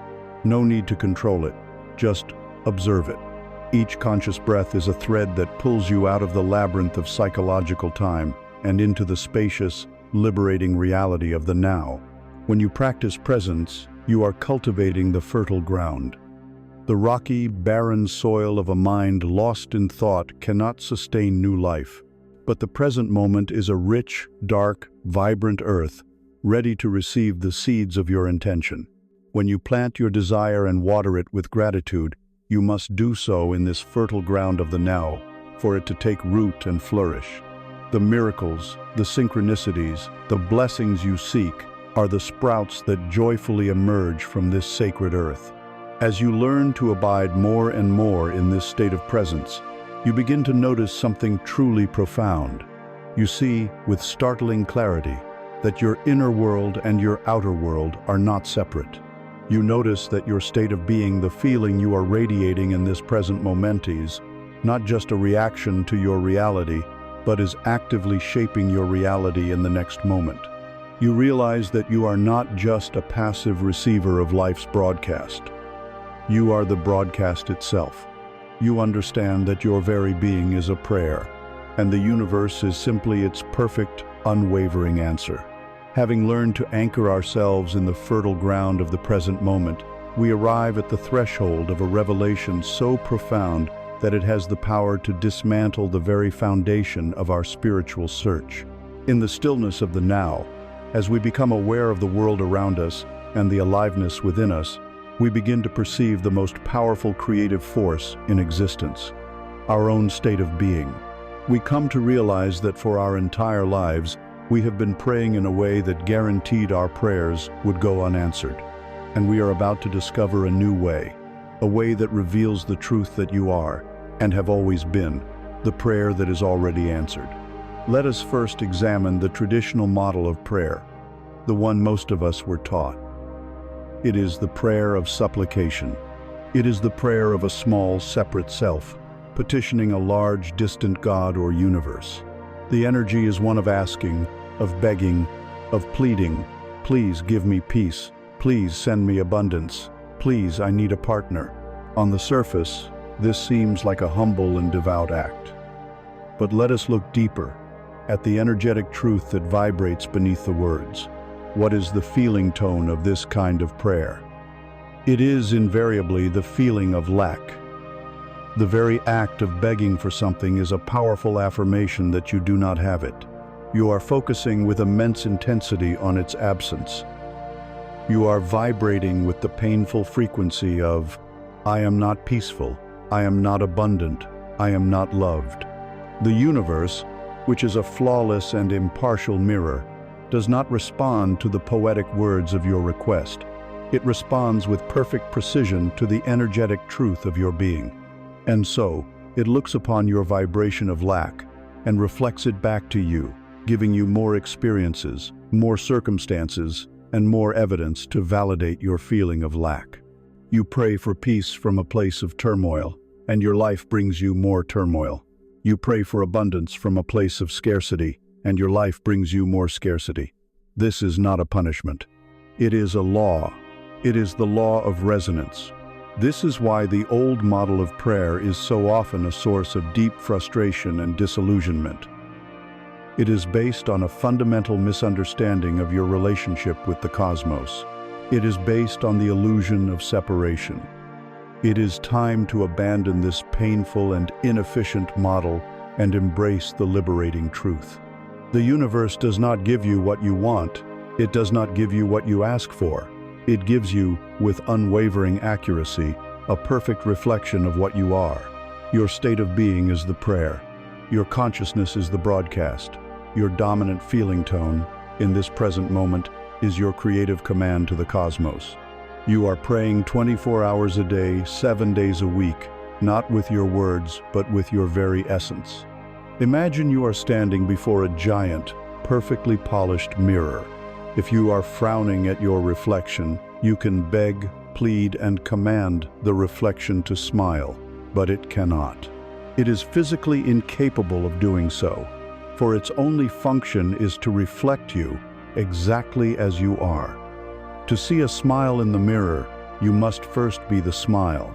You must generate the expression on your own face, and the mirror will then instantly and effortlessly reflect it back to you.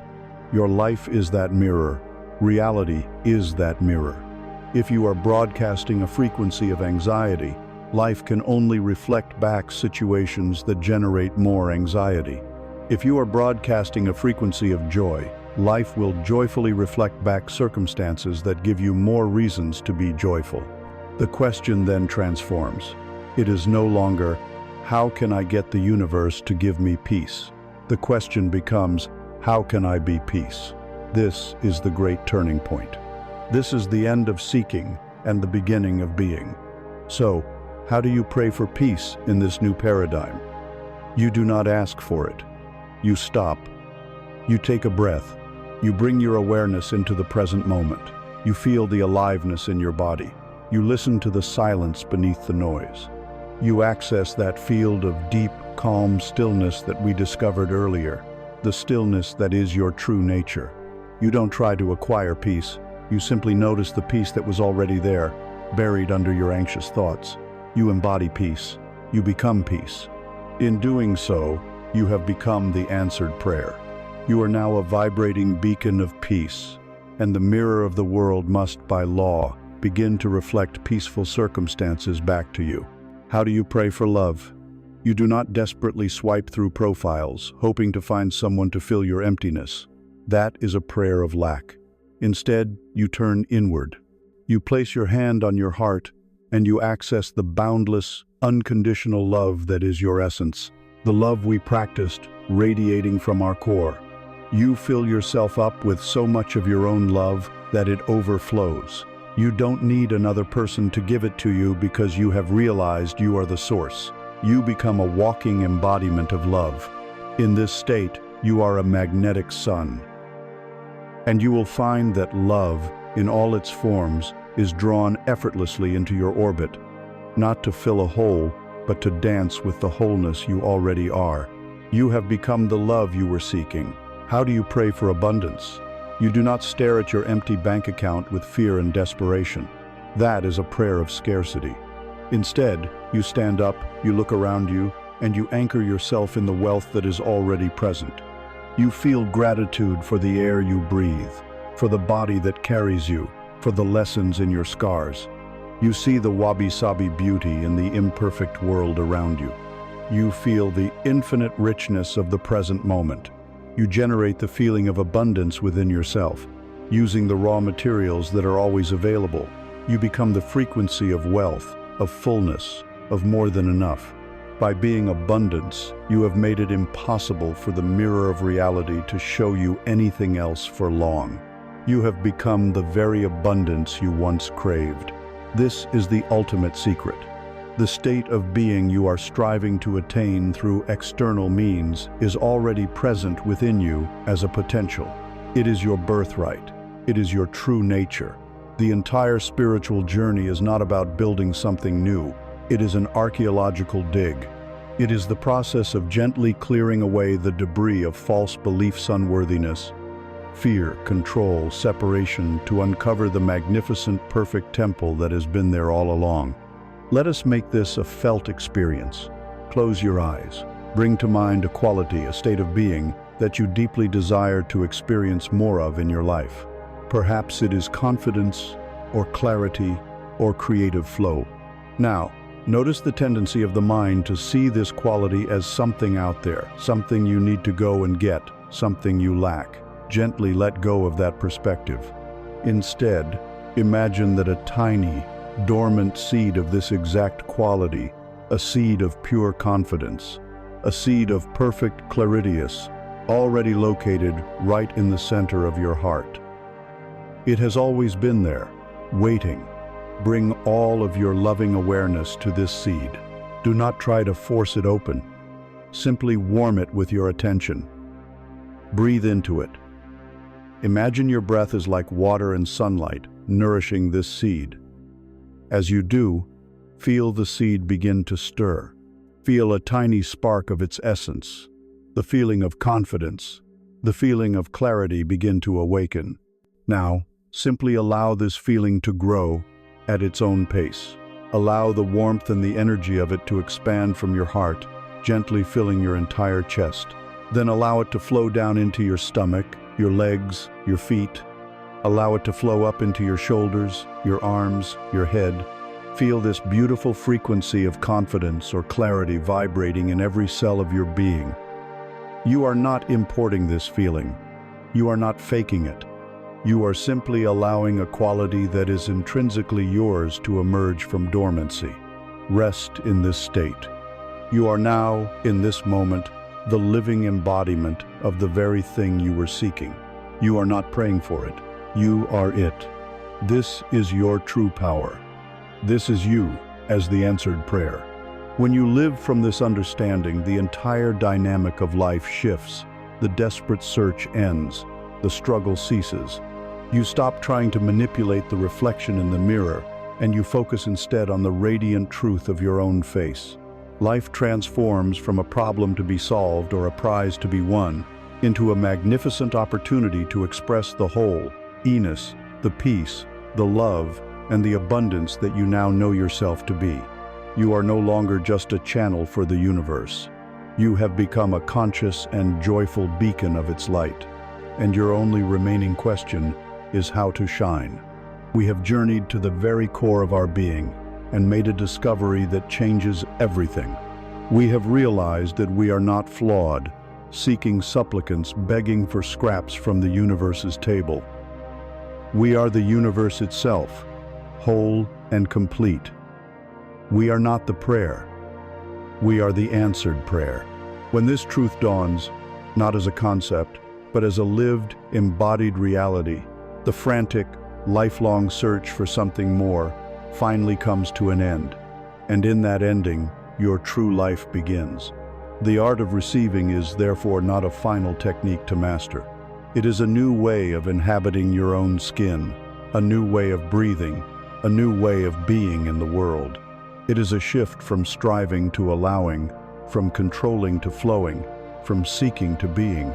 The journey is no longer about becoming someone you are not. It is simply about allowing who you truly are to emerge.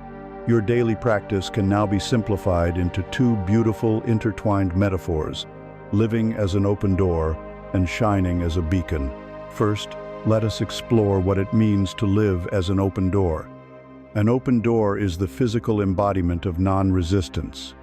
It does not judge what comes to it. It does not try to filter the air or analyze the light. Its nature is one of pure, simple allowance. To live this way is to adopt a policy of radical acceptance toward the flow of life, both internally and externally. Let us begin with the simple things. When someone offers you a genuine compliment, the practice of the open door is to simply let it in. You breathe, you make eye contact, and you say with a full heart, "Thank you." You do not deflect, diminish, or explain it away. You allow the gift of their kind energy to enter your field and nourish you. You honor their perception and complete the circuit of generosity. When an opportunity appears, even one that seems unexpected or unconventional, the practice is to feel it with your body's compass. If it brings a sense of expansion, of lightness, of yes, you allow it to come through the door. You don't immediately slam the door shut with the mind's chorus of hows and what ifs. You simply allow it to enter the foyer of your life, trusting that its purpose will be revealed. More profoundly, living as an open door means changing your relationship with your own inner world. When a difficult emotion arises, a wave of sadness, a surge of anger, a tremor of fear, the old habit was to resist it, to slam the door in its face, to deny its existence. The practice of the open door is to allow the emotion to be there. You become the vast, silent house, and the emotion is simply a visitor, a cloud of energy passing through. You do not have to serve it tea and invite it to stay forever. You do not have to believe the stories it tells you. You simply allow it to pass through you without resistance. You feel the anger without becoming the anger. You feel the sadness without becoming the sadness. In this radical act of allowing, you discover that these energies, when not resisted, lose their power over you. They pass through the open doors of your being and dissolve back into the ether from which they came. Ultimately, living as an open door means saying a profound yes to the reality of the present moment. Whatever this moment contains, joy or sorrow, ease or difficulty, sunshine or rain, let it be as it is. You drop the exhausting, lifelong war with what is. You realize that resisting reality is as futile as arguing with the tide. In this state of unconditional acceptance, you find a peace that is not dependent on circumstances. You have become an open channel for life itself. This is the receptive aspect of our new life, the great cosmic inhale. But the breath must be completed. As you live as an open door, allowing the grace and energy of the universe to pour into you, you will naturally begin to shine. This brings us to the second practice, living as a beacon. Think of a great lighthouse, standing on a rocky shore. The lighthouse does not worry if its light is good enough. It does not poll the ships to see if they appreciate its beam. It does not shine its light only on the deserving ships while hiding it from others. It does not demand payment for its service.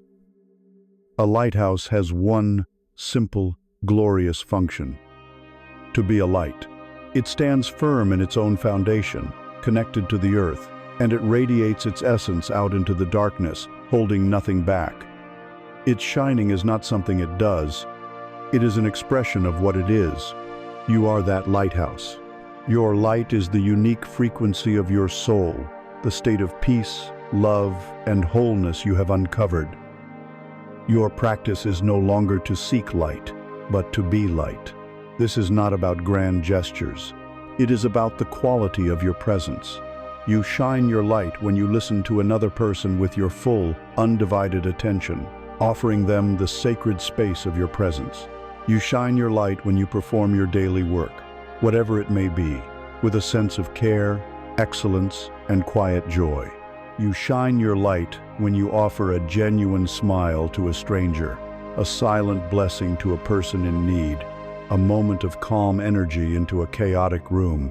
To live as a beacon means you have ceased to look for the world to validate you, to fill you, or to make you happy. You have taken full responsibility for your own inner state. You tend to your own light first. You practice the stillness, the gratitude, the self-love, not to get anything, but to ensure your own lamp is full of oil. And then, your giving to the world is not a depletion. It is the natural, effortless overflow of your own radiance. You are not trying to save the world. You are simply being a light, and in doing so, you give every ship in your vicinity a clear point of reference by which they can navigate their own journey home. These two practices, the open door and the beacon, are the inhale and the exhale of an awakened life. They are not separate. The more you open the door to receive the grace of the universe, the brighter your beacon shines. The brighter your beacon shines, the more you realize you are one with the light you are receiving, making it even easier to keep the door open. You inhale the infinite love of the cosmos, and you exhale your own unique, beautiful expression of that love back into the world. This is the end of the journey of seeking and the beginning of the journey of being. Your life is no longer a problem to be solved, but a masterpiece to be lived. Your work is no longer to struggle, but to shine.